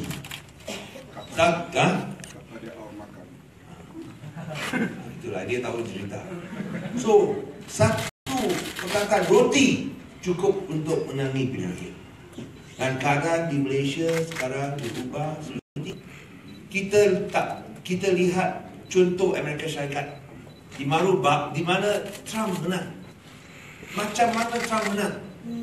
Trump menang kerana dia berjaya memenangi penyokong parti lawan yang dulunya merupakan penyokong tegar, hardcore di negeri-negeri seperti Pennsylvania, Wisconsin, yang tak pernah dimenang oleh Republican selama 30 tahun. Tapi Trump berjaya menang kerana gunakan isu ekonomi. Dan kebanyakan pengundi Demokrat menyatakan mereka benci sama Trump, tapi mereka lebih benci kemerosotan ekonomi. Dan itulah sebabnya mereka sedia undi sama Trump, kerana Trump memberikan satu formula: cancel the trade deals, bring back the jobs. Itulah yang penting untuk mereka. Ekonomi adalah yang paling penting. In other words, they were willing to hold their noses and vote for the King Trump. He still stinks, you know. He still stinks. So itulah saya rasa kita mesti berikan isu ekonomi. Dan sekiranya kita dapat berikan satu formula untuk menyelesaikan masalah ekonomi, saya rasa kita dapat keyakinan dan sokongan rakyat, termasuk orang Melayu. Dan jangan lupa juga rakyat Sabah Sarawak. Untuk saya, satu kunci besar untuk masuk Putrajaya adalah Sabah Sarawak. Tapi nampaknya hari ini kita lupa tentang Sabah Sarawak. Itu selalu menjadi aduan daripada rakyat Sabah Sarawak. Kita terlalu peninsula centric. No, I'm talking about the comments made today. Nothing about Sabah Sarawak except when I mention now lah. I think we must not forget the concerns of Sabahans and Sarawakians, because they are, without Sabah Sarawak, no hope. And Najib is confident of winning because he thinks that Sabah Sarawak is his fixed deposit. We must break that fixed deposit. And to do that, I think we must deal with it. This type of conference, okay lah, Rafizi cannot go, Tony cannot go, but those who can go lah. I think to Dr. M, you are not banned yet lah. Yet lah. So once you are still not banned, to Dr. M should go, no? To talk about these scandals. I mean, I think we should spread our wings, not have this round table only in KL. Balik-balik here, nanti Ambika ask what is the point of doing it here again. But if we do it in KK or do it in Kuching, I think it may make a difference. May not, but at least we must. Dan yang hujah yang ketiga, jangan ingat bahawa Barisan Nasional pasti menang. Saya tidak yakin bahawa BN pasti menang. Dalam perbualan dengan banyak pihak, khususnya orang Melayu, mereka marah tentang keadaan ekonomi. Tapi tentu mereka cari pilihan. Tapi mereka marah tentang keadaan ekonomi. Yang tak pernah kami dengar, jangan ingat Najib tahu. Itu sebab kerana dia tahu dia nak adakan pilihan raya negeri Sabah lebih awal. Bila saya cadangkan adakan pilihan raya awal lebih awal dekat Pulau Pinang, saya kena bantai teruk-teruk. Tapi sekarang dia nak buat dekat Sabah. Mengapa? Kerana dia tak yakin menang tanpa pilihan raya awal. Kerana tentang isu 355. Dia takut impak negatif daripada undang-undang 355 kepada Sabah Sarawak. So dia nak adakan pilihan raya negeri lebih awal supaya boleh pastikan kemenangan negeri Sabah. Dan saya rasa itu adalah satu petunjuk yang amat penting bahawa Barisan Nasional pun tak berapa yakin. Bukan sahaja dekat Semenanjung, di Sabah dan Sarawak juga. So, dari segi mesej ini, kita kena ingat sentiasa Sabah Sarawak. I think we must not overlook the importance of Sabah and Sarawak to the end. It's of course not easy, but I think if we continue to bring the relevance of Sabah Sarawak to Peninsula Malaysia, I think, because they have actually, you know, when talk about suits, Tony Pua filed suits in Peninsula Malaysia. What about filing suits in Sabah and Sarawak? I think the judges think they look at it, file suits in Sabah and Sarawak. So I think at least you bring the national question here, and you know, sometimes we really envy our Sarawakian and Sabah comrades. You know this Selva Kumar. What is the name? Selva Kumar, that serial rapist. The serial rapist. I mean, I was questioned because I just don't want to answer. Because Sabah can prevent him from entering Sabah. Why Penang you cannot stop him from entering Penang? We don't have the powers. We don't have the powers to stop anyone from coming, because there's only the power of the Home Minister. But Sabah and Sarawak got powers of immigration. Of course, Rafizi also kena bar, Tony Pua also kena bar. If don't do, they've done nothing wrong. But at least they use the powers. If they use the powers to bar a person like that, a serial rapist, I'm sure Malaysians can understand and support. But these are powers, they are exclusive only to Sabah and Sarawak. And as I said, they have leeway, bigger leeway, and this is something that we should explore. Next time file suits, Tony can't enter Sabah, can't enter Sarawak also. Next time file suits relating to these national scandals, why don't we think about filing it in Sabah or Sarawak? Ajin? I think, why don't we think about filing it in Sabah and Sarawak? At least we can bring that national question in Sarawak. So once again, I want to thank everybody. Happy Chinese New Year to our friends, and of course, selamat menyambut Hari Takusan. Thank you. Seterusnya kita menjemput Yang Berhormat Datuk Seri Dr. Wan Azizah Wan Ismail. Bismillahirrahmanirrahim. Alhamdulillahirrahmanirrahim. Wassalatu wassalamu ala asyrafil mursalin wa ala alihi wa ashabihi ajma'in. Terima kasih Diana, yang berhormat saudara Kisian, yang berbahagia Dr. Mahathir, yang berbahagia Haji Mat Sabu, yang amat berhormat saudara Lim Kuan Ing, Datuk Abika, teman-teman semua, Assalamualaikum dan salam sejahtera. Pertamanya saya mengucapkan salam daripada Saudara Anwar yang saya bertemu semalam di mahkamah, kerana kita menyampaikan bahawa hari ini Saudara Kip akan mengadakan satu round table, dan dia menyuarakan bahawa kebimbangan apa yang rasa adalah kemelut politik dan ekonomi yang melanda negara kita yang kita kasihi ini, khususnya permainan politik yang terus dimainkan oleh UMNO BN yang untuk mengekalkan kuasa pada pilihan raya umum yang akan datang, iaitu tuduhan sebagai anti-raja, bukan Raja Ratna ya, anti-raja, anti-royalty, liberal agama, dan lebih buruk lagi adalah dominasi Cina ke itu, dan sehingga golongan ekstremis agama dan golongan ultra berpengaruh. Ini adalah penting dan bahaya untuk negara kita apabila dimainkan sentimen ini. Dan apabila kita nakkan bagaimana kita nak melawan semua ini untuk mengambil alih untuk kebaikan yang lebih baik untuk negara kita. Sejauh mana kemampuan kita bentuk bekerjasama mengekang permainan politik agama dan perkauman ini akan menentukan peluang kita memenangi kerusi-kerusi parlimen dan Dewan Undang Negeri, khususnya dalam kawasan majoriti Melayu. Kerana apa yang telah diperkatakan beberapa lama, beberapa ucapan adalah Melayu ini ditakut-takutkan.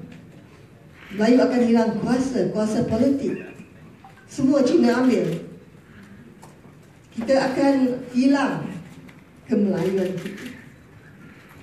Ini adalah menyebabkan ramai antara Melayu yang tidak faham dan tidak meneliti dan mendalaminya merasakan, oh iya, kemungkinan ini menjadikan satu boogeyman, satu ketakutan yang sepatutnya mereka takut.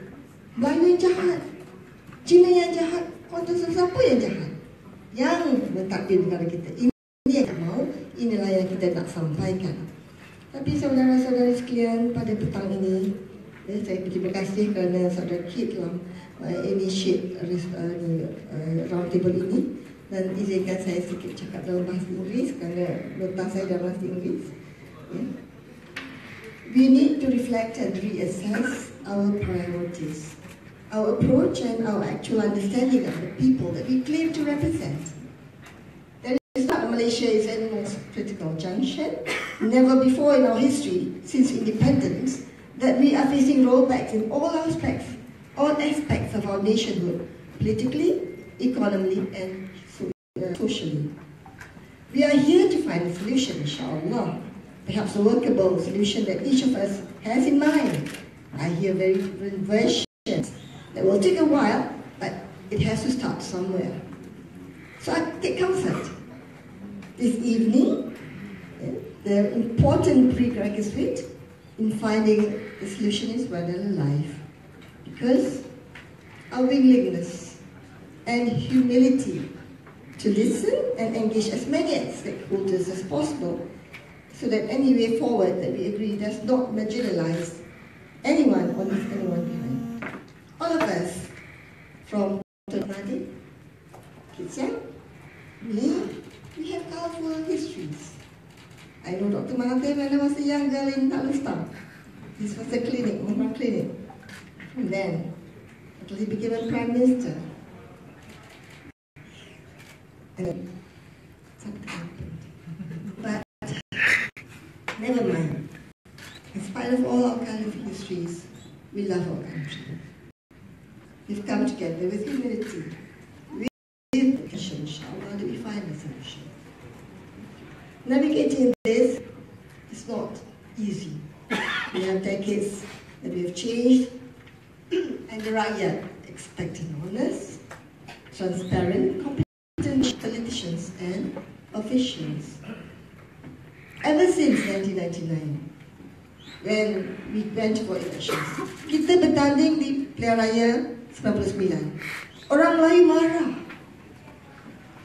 PAS mendapat kursi yang terbanyak. Pada masa itu arwah Datuk Faldeno, Ustaz Faldeno menjadi ketua pembangkang.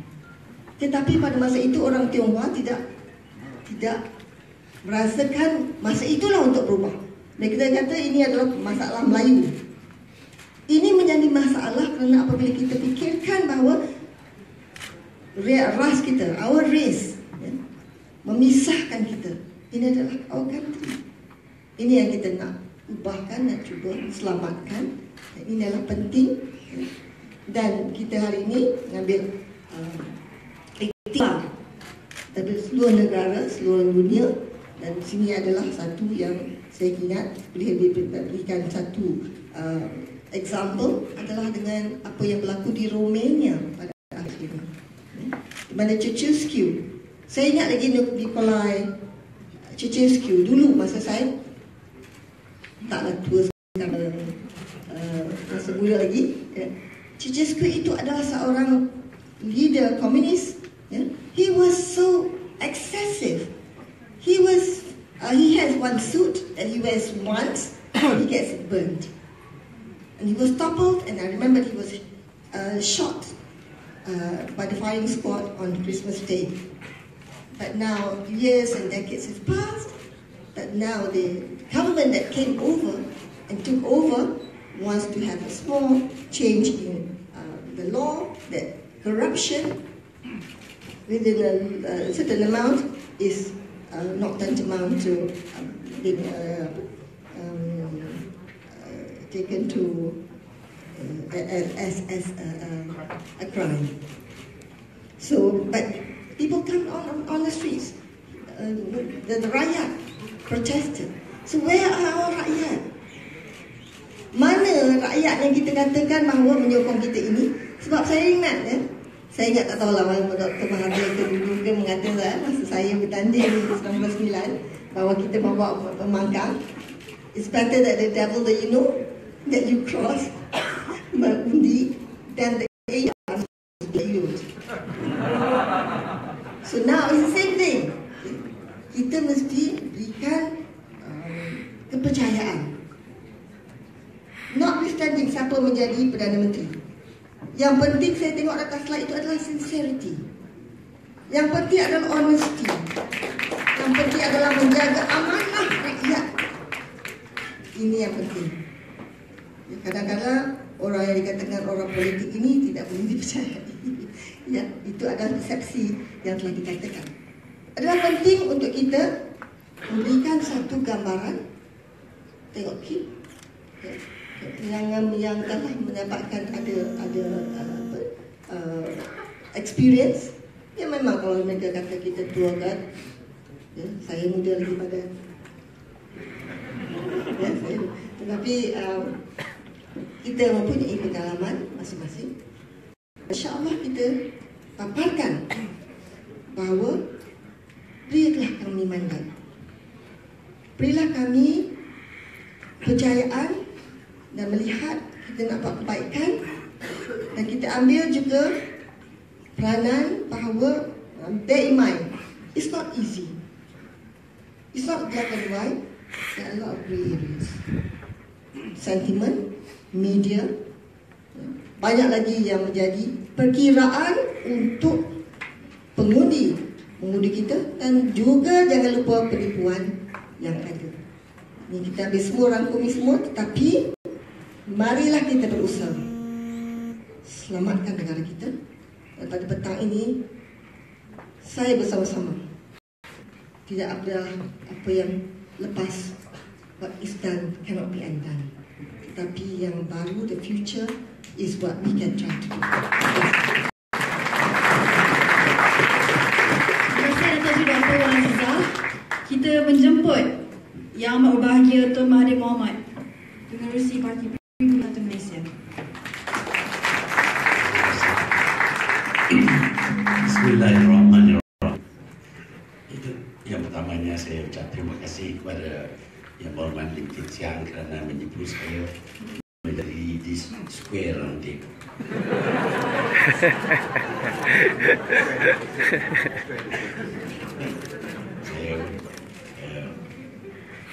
Saya bangga kerana dapat duduk bersama dengan Kit Siang sebelah saya, which of course my rating to go down. But I'm also with the other members of the opposition. I don't have very much to say. I'm very much impressed by the presentation made by Tony and by Fizi. The enormity of the crime committed by Najib is beyond belief. I mean, you can steal a few $1 million, but billions and billions of dollars going into his pocket is something that is difficult for me, who knew him as a son of the Raza, for me to believe he's capable of doing it. But the fact is, he did it, and we have to accept the fact that he did it. So the question now is, what do we do? Do we just sit by and let him do what he likes? Or do we strain ourselves, do our utmost to try and bring him down? To bring him down, of course, there are several ways. One, of course, is to report to the police. You report to the police, you will be arrested, questioned, and tried for comment. That is the present system. You can also have a vote of non-confidence in the parliament. Unfortunately, he has the majority, and whether it is because of the dark or whatever, they stick to him very closely. So we cannot get the majority leader to overthrow him. We have gone through the rulers.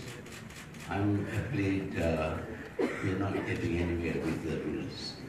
So we are back to hoping that elections would help us overthrow this man. Now, I don't think we are a democratic country at the moment, but we still believe in democracy. And democracy is a game of numbers. If you have the numbers, you win. You don't have the numbers, you lose. To win an election in one constituency, you need the support of the majority of the voters in that constituency. To win and form the government, you have to have the number of members of parliament that will give you the majority and therefore the right to form the government. So it is very clear that democracy is a game of numbers. I have always been very conscious of this. We mentioned just now that in this country, the Malays make up the majority. They are supposed to be 60%, Malay Muslims about 60%. The Chinese are said to be less than 30%, the Indians less than 10%. So the Malay form the majority. They are broken up. They broke up into many small parties, and none of them are very strong enough to overthrow the government. But if they join together, then there is that possibility. But just now we are told that 40% of the Malays still support this kleptocrat. It is something that is unimaginable. I cannot understand why intelligent ministers, I think they are intelligent, sometimes I have my doubts of course, but I assume they are intelligent, can accept a kleptocrat, a thief of such tremendous proportion to become their leader and to be the prime minister of this country. I can't imagine. But the fact is that people are supporting him. And he believes that in the next election, he would still win. And his reason for assuming that he will win is because he thinks the majority of the people in this country will vote for him. And the majority in this case happens to be the Malays and the Muslims. That is why he is very busy redrawing the lines so that he can get as many Malay constituencies as possible, believing that with Malay support, he can win. That is his belief. It is also our belief. We depend upon Malay support, but we are constrained. I think I was quite successful as a politician, rising from the bottom to the very top and all that. And all the while, I was conscious of this Malay majority. So I spoke of them. I won the election in 1964. Between 64 and 69, I spoke about the poverty of the Malays, the need to help them, the need to give them scholarships, etc., etc., etc. And the result is that they became quite supportive of me, despite the fact that the Tuku didn't like me, expelled me from UMNO. But I was able to bounce back because of this support from the majority community. But there is a price to pay. If I speak up for the Malays, it is likely to give me the image of an anti-Chinese politician. I'm not anti-Chinese, but I was called the Malay Ultra. That label was coined by my good friend Mr. Lee. Once you are labeled as Ultra, everything you do, everything you say becomes Ultra. Excessive, too much. So I could not even say, I'm going to sleep. Oh, that is Ultra. See, once you get a label, it's very difficult to get out of that plane. So I was very much hampered by this need for me to support the Malays, but not to offend the Chinese. And Lee Kuan Yew was very smart. After labeling me, I got that name as the Malay Ultra, and the Chinese did not like me. And of course, in 1969, I stood in a strongly Malay constituency, 35,000 voters, 30,000 Malays, 5,000 Chinese and Siamese and the rest. I lost. I lost because I got the Malay support. A majority of the Malays supported me, but the Chinese thought I was this Malay Ultra. He should be pushed out. Though they didn't want the Pakatan to lose, but they don't want certain personalities like me, like Datuk Sri, Snu, Abdurrahman, and all that. We all lost. I lost by a smaller number. I won in 4,200. I lost in 1969 by 900 votes. But still, I lost. Why? Because the MCA, our Rakan in the Pakatan at that time, didn't like me. They were members of Pakatan, but that does not prevent them from getting rid of me. And I lost because they voted. They not only pulled out 3,000 votes from my side, but they gave that 3,000 to pass. They don't like pass, but to get rid of it, as I said before, the enemy of your enemy is your friend. So although pass is the enemy, I am the greater enemy, so give it to pass. After pass cannot form the government. But if I had one, I might even be made a minister.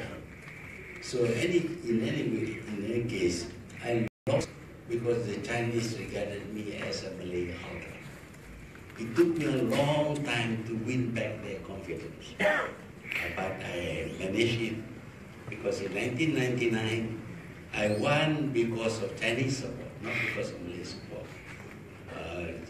Malays dumped me for various reasons, but the Chinese gave strong support because many of them were saved from bankruptcy because of the handling of the currency crisis. Now, we come back to the present. We are concerned about winning the election. We have to admit that at this moment, the Malay Muslims still form the majority in this country. We need to then win them over. We need to win them over by showing that we are concerned about them. We are concerned about their fears. But they view the Chinese in particular as a sort of opponents or their enemy. Some of them, not all, but the less literate of them have a very simple viewpoint. They are Chinese, we are Malaysian. So they are not Muslim, we are Muslim. And therefore they are wrong, we are right. Very simple reasoning. But currently what they are afraid of is loss of political power. Because for the Malays, their assumption is that while the Chinese may have the economic power, they have the political power. And that provides a balance. But if they were to lose political power, and this were to go to the Chinese, they would feel lost, completely lost.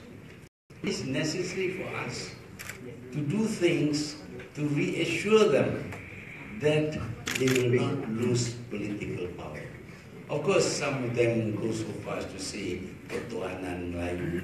I told them, you are not a tuan. If you are driving the car and the man behind owns the car, he's the tuan Melayu.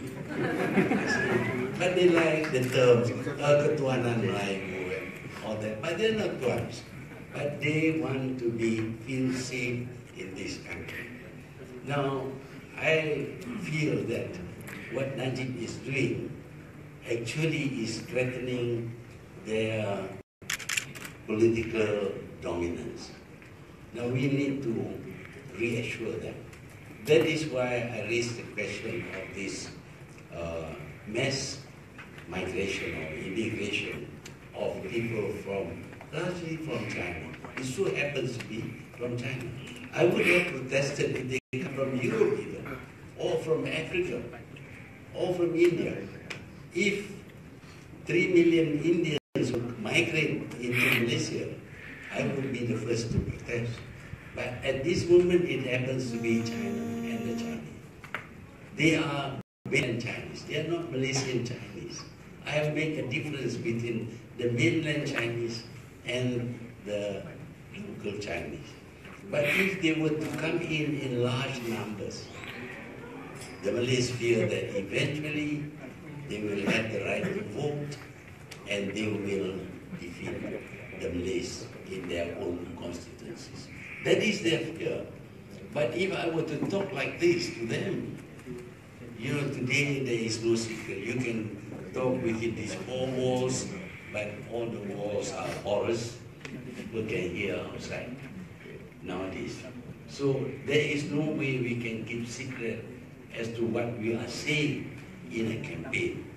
But unless we reassure them that we will do our best not to change the demography of this country so that they can remain confident that they will not lose political power, I think if we don't do that, they are not going to support us. We need their numbers. It's not because we are anti-Chinese, no. It is just foreign migration. Foreign migration this time happens to be the Chinese. It could have been Indian, it could have been African.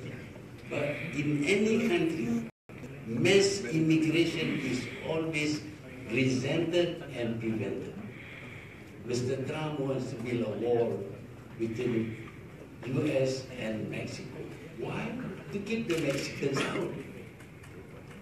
And Europe today is assailed by 4 million Syrian refugees and some Africans and Afghans and all that. Why is it that they are unwilling to accept these people? Well, it is natural that you want to keep your country to yourself. It's not wrong. Everybody wants to keep your country to yourself. Mr. Trump doesn't want Muslims to go and live in America. Before they were quite liberal. But even when they were liberal, they allowed only a certain number of people to come in.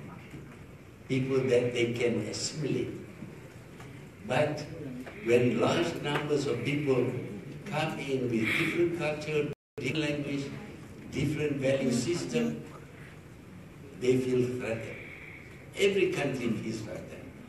So if I say that we should preserve Malaysia as a multiracial country, which against all the predictions of everybody managed to remain peaceful and to grow and develop, we should retain this Malaysia. It's not that I'm against the immigrants because they are Chinese. I'm against causing an imbalance in our demography. Once there is an imbalance, there will be fears. And there might even be violence. We have lived together for a long time. I was born and I lived next door to Chinese and Indian neighbors. I was born to know that this country had always had Chinese in the country. I was not quarreling with them. I went to school with them. Many of them were my friends. That doesn't make this country less Malaysian. But if we have too many immigrants coming in, I think it will upset the Malays because they see their power sliding away from them. we need to explain to them that one of the reasons why we have to stop Najib is so as to prevent him from changing the demography of this country. The proportions are just about right today. Chinese economic dominance, political dominance, which can be bought anyway. But that is a good balance. The Indians, of course, are all professionals. They cut you up as doctors and all that. But that is a good allocation of jobs almost, a division of labor. But one day we hope that the Malays will lose their fear of Chinese economic dominance because they have been brought up to almost the same level. At that stage, we don't have to worry. But even then, we don't want to have any single ethnic group from outside this country coming in massive waves into our country. If they do that, then we are going to have instability. We have seen this country independent for almost 60 years now. And despite the misgivings of the British, because the British, I was already active at the time of the Malay Union. The British said, you cannot give power to the Malays. They are sure to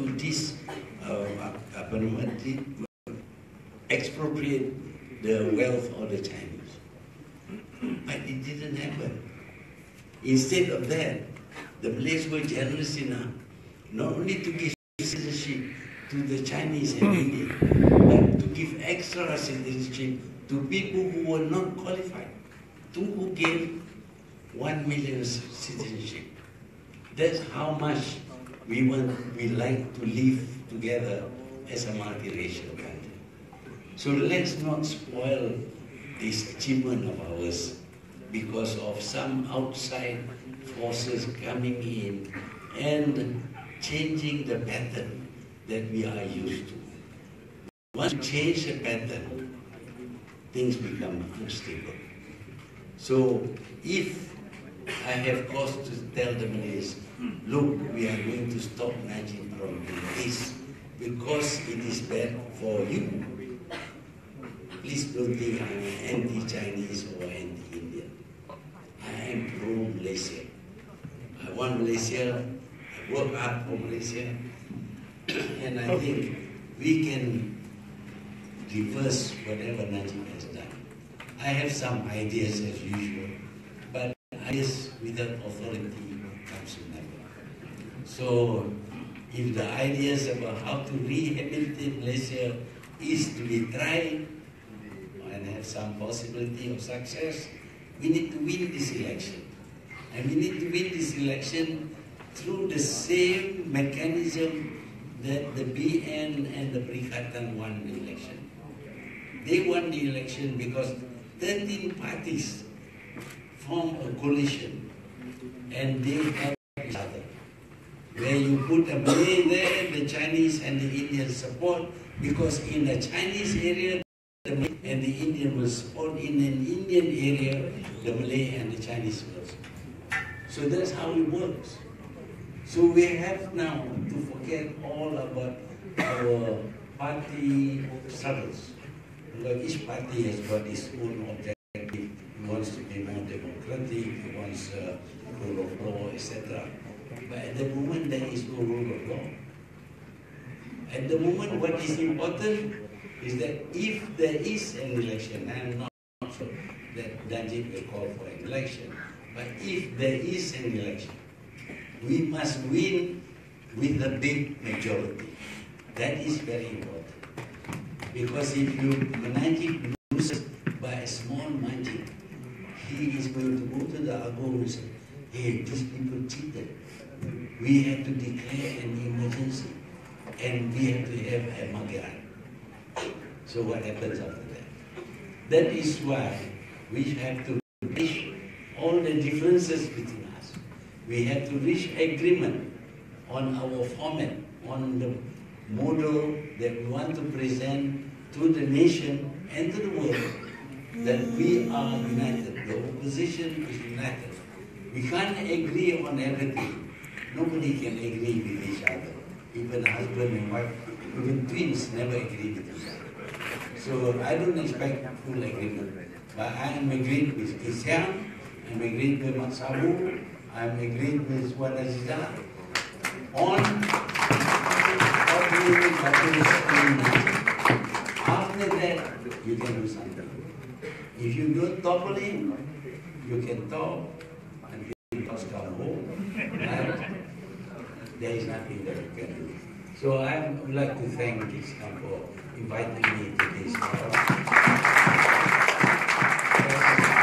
We are here to rescue Malaysia. We are here to selamatkan Malaysia.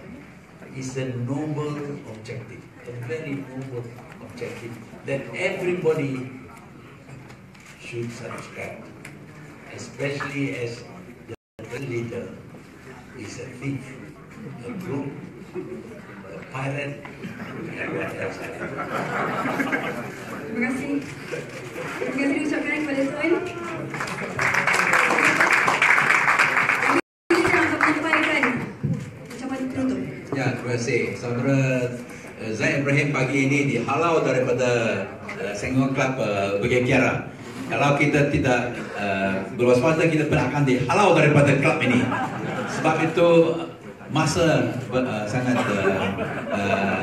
terhad, dan we have to somehow wind up quick and fast because we are running short of time.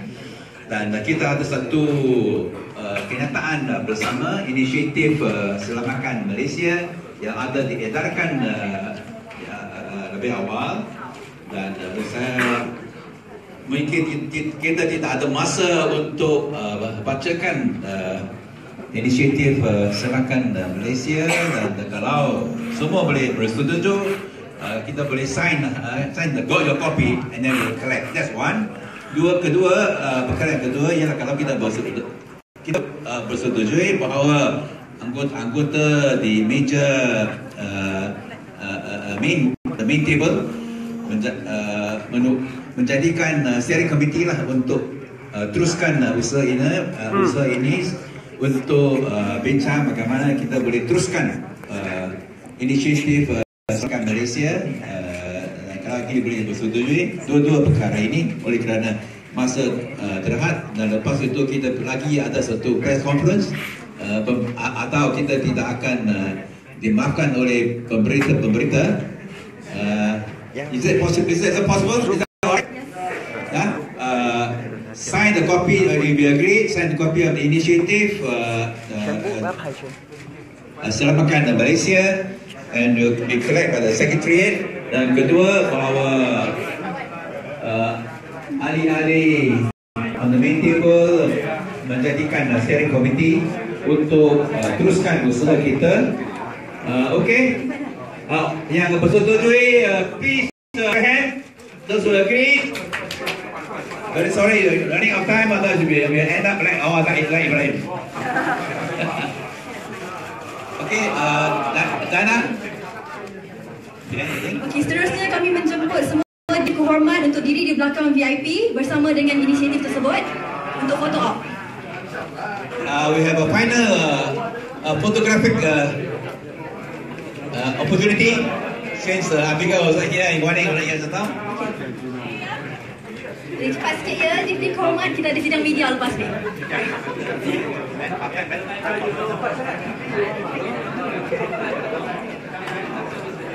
Media boleh get ready dengan soalan. Nanti kita akan bagi mic.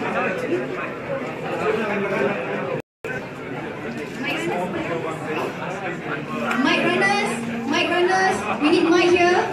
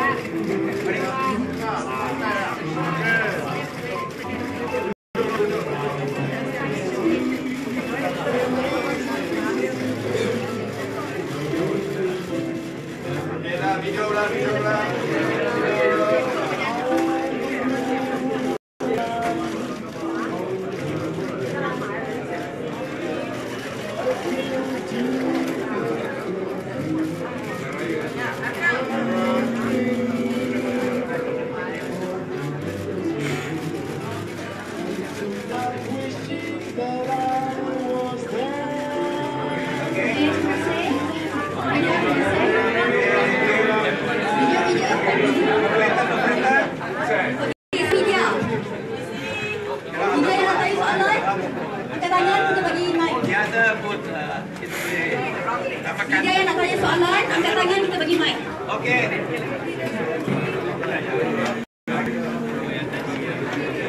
Media. Sambung. Press conference.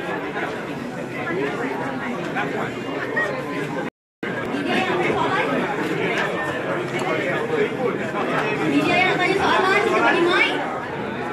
Untuk bangun. Okay. Okay, we have 10 minutes. So, kalau kita tak mau diharapkan daripada press ini, any question from the press? If not, the joint statement has been circulated. You can use the joint statement as the basis. Any questions are welcome. Ada soalan-soalan pemerintah? 1, 2, 3. Hello. Okay, yeah. Alright.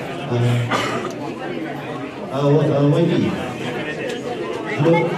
Okay. Soalan. Saya Muhammad Arif Atari.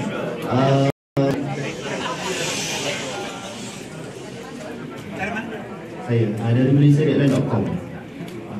YB, tadi kita lihat timbulnya tentang pertembungan atau pertandingan 1 lawan 1. Jadi dengan PAS, bila akan diletakkan timeline itu dengan untuk berunding dengan PAS, sedangkan pihak 14 masih sembuh. Terima kasih. Kepada Tun Mahathir. Terima kasih.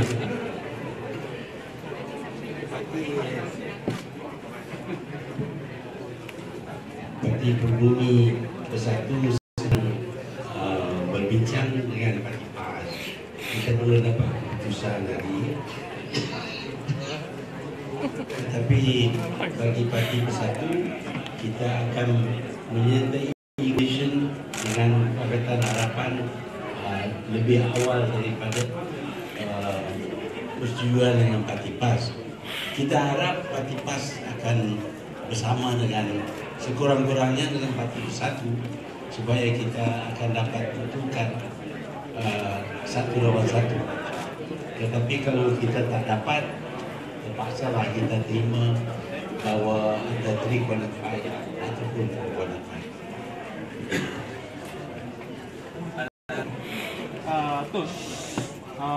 PAS saying that thank you very much.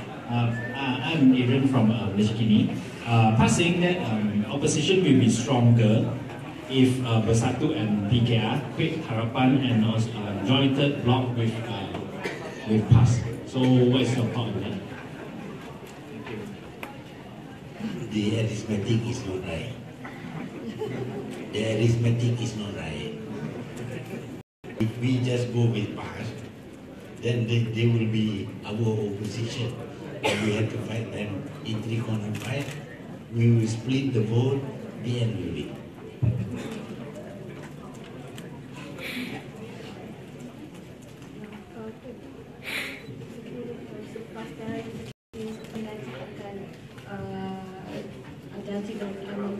Adakah Parti Bersatu akan kekal ada selepas ini ataupun macam mana? Sebab kita tahu yang Bersatu antara ditemukan untuk menjadikan Najib kan. Jadi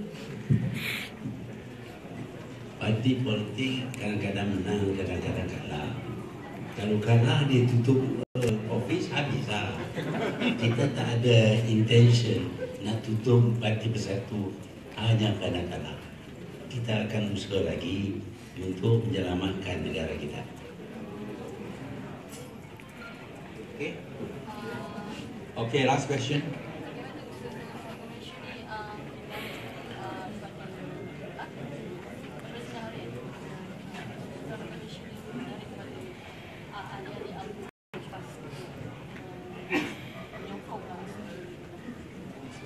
Ya, masalahnya untuk bertemu dengan mereka, mereka agak takut mendengar penjelasan kerana masih ingin kekal dengan tafsiran yang silap yang terdapat pada diri mereka untuk menyenangkan diri mereka.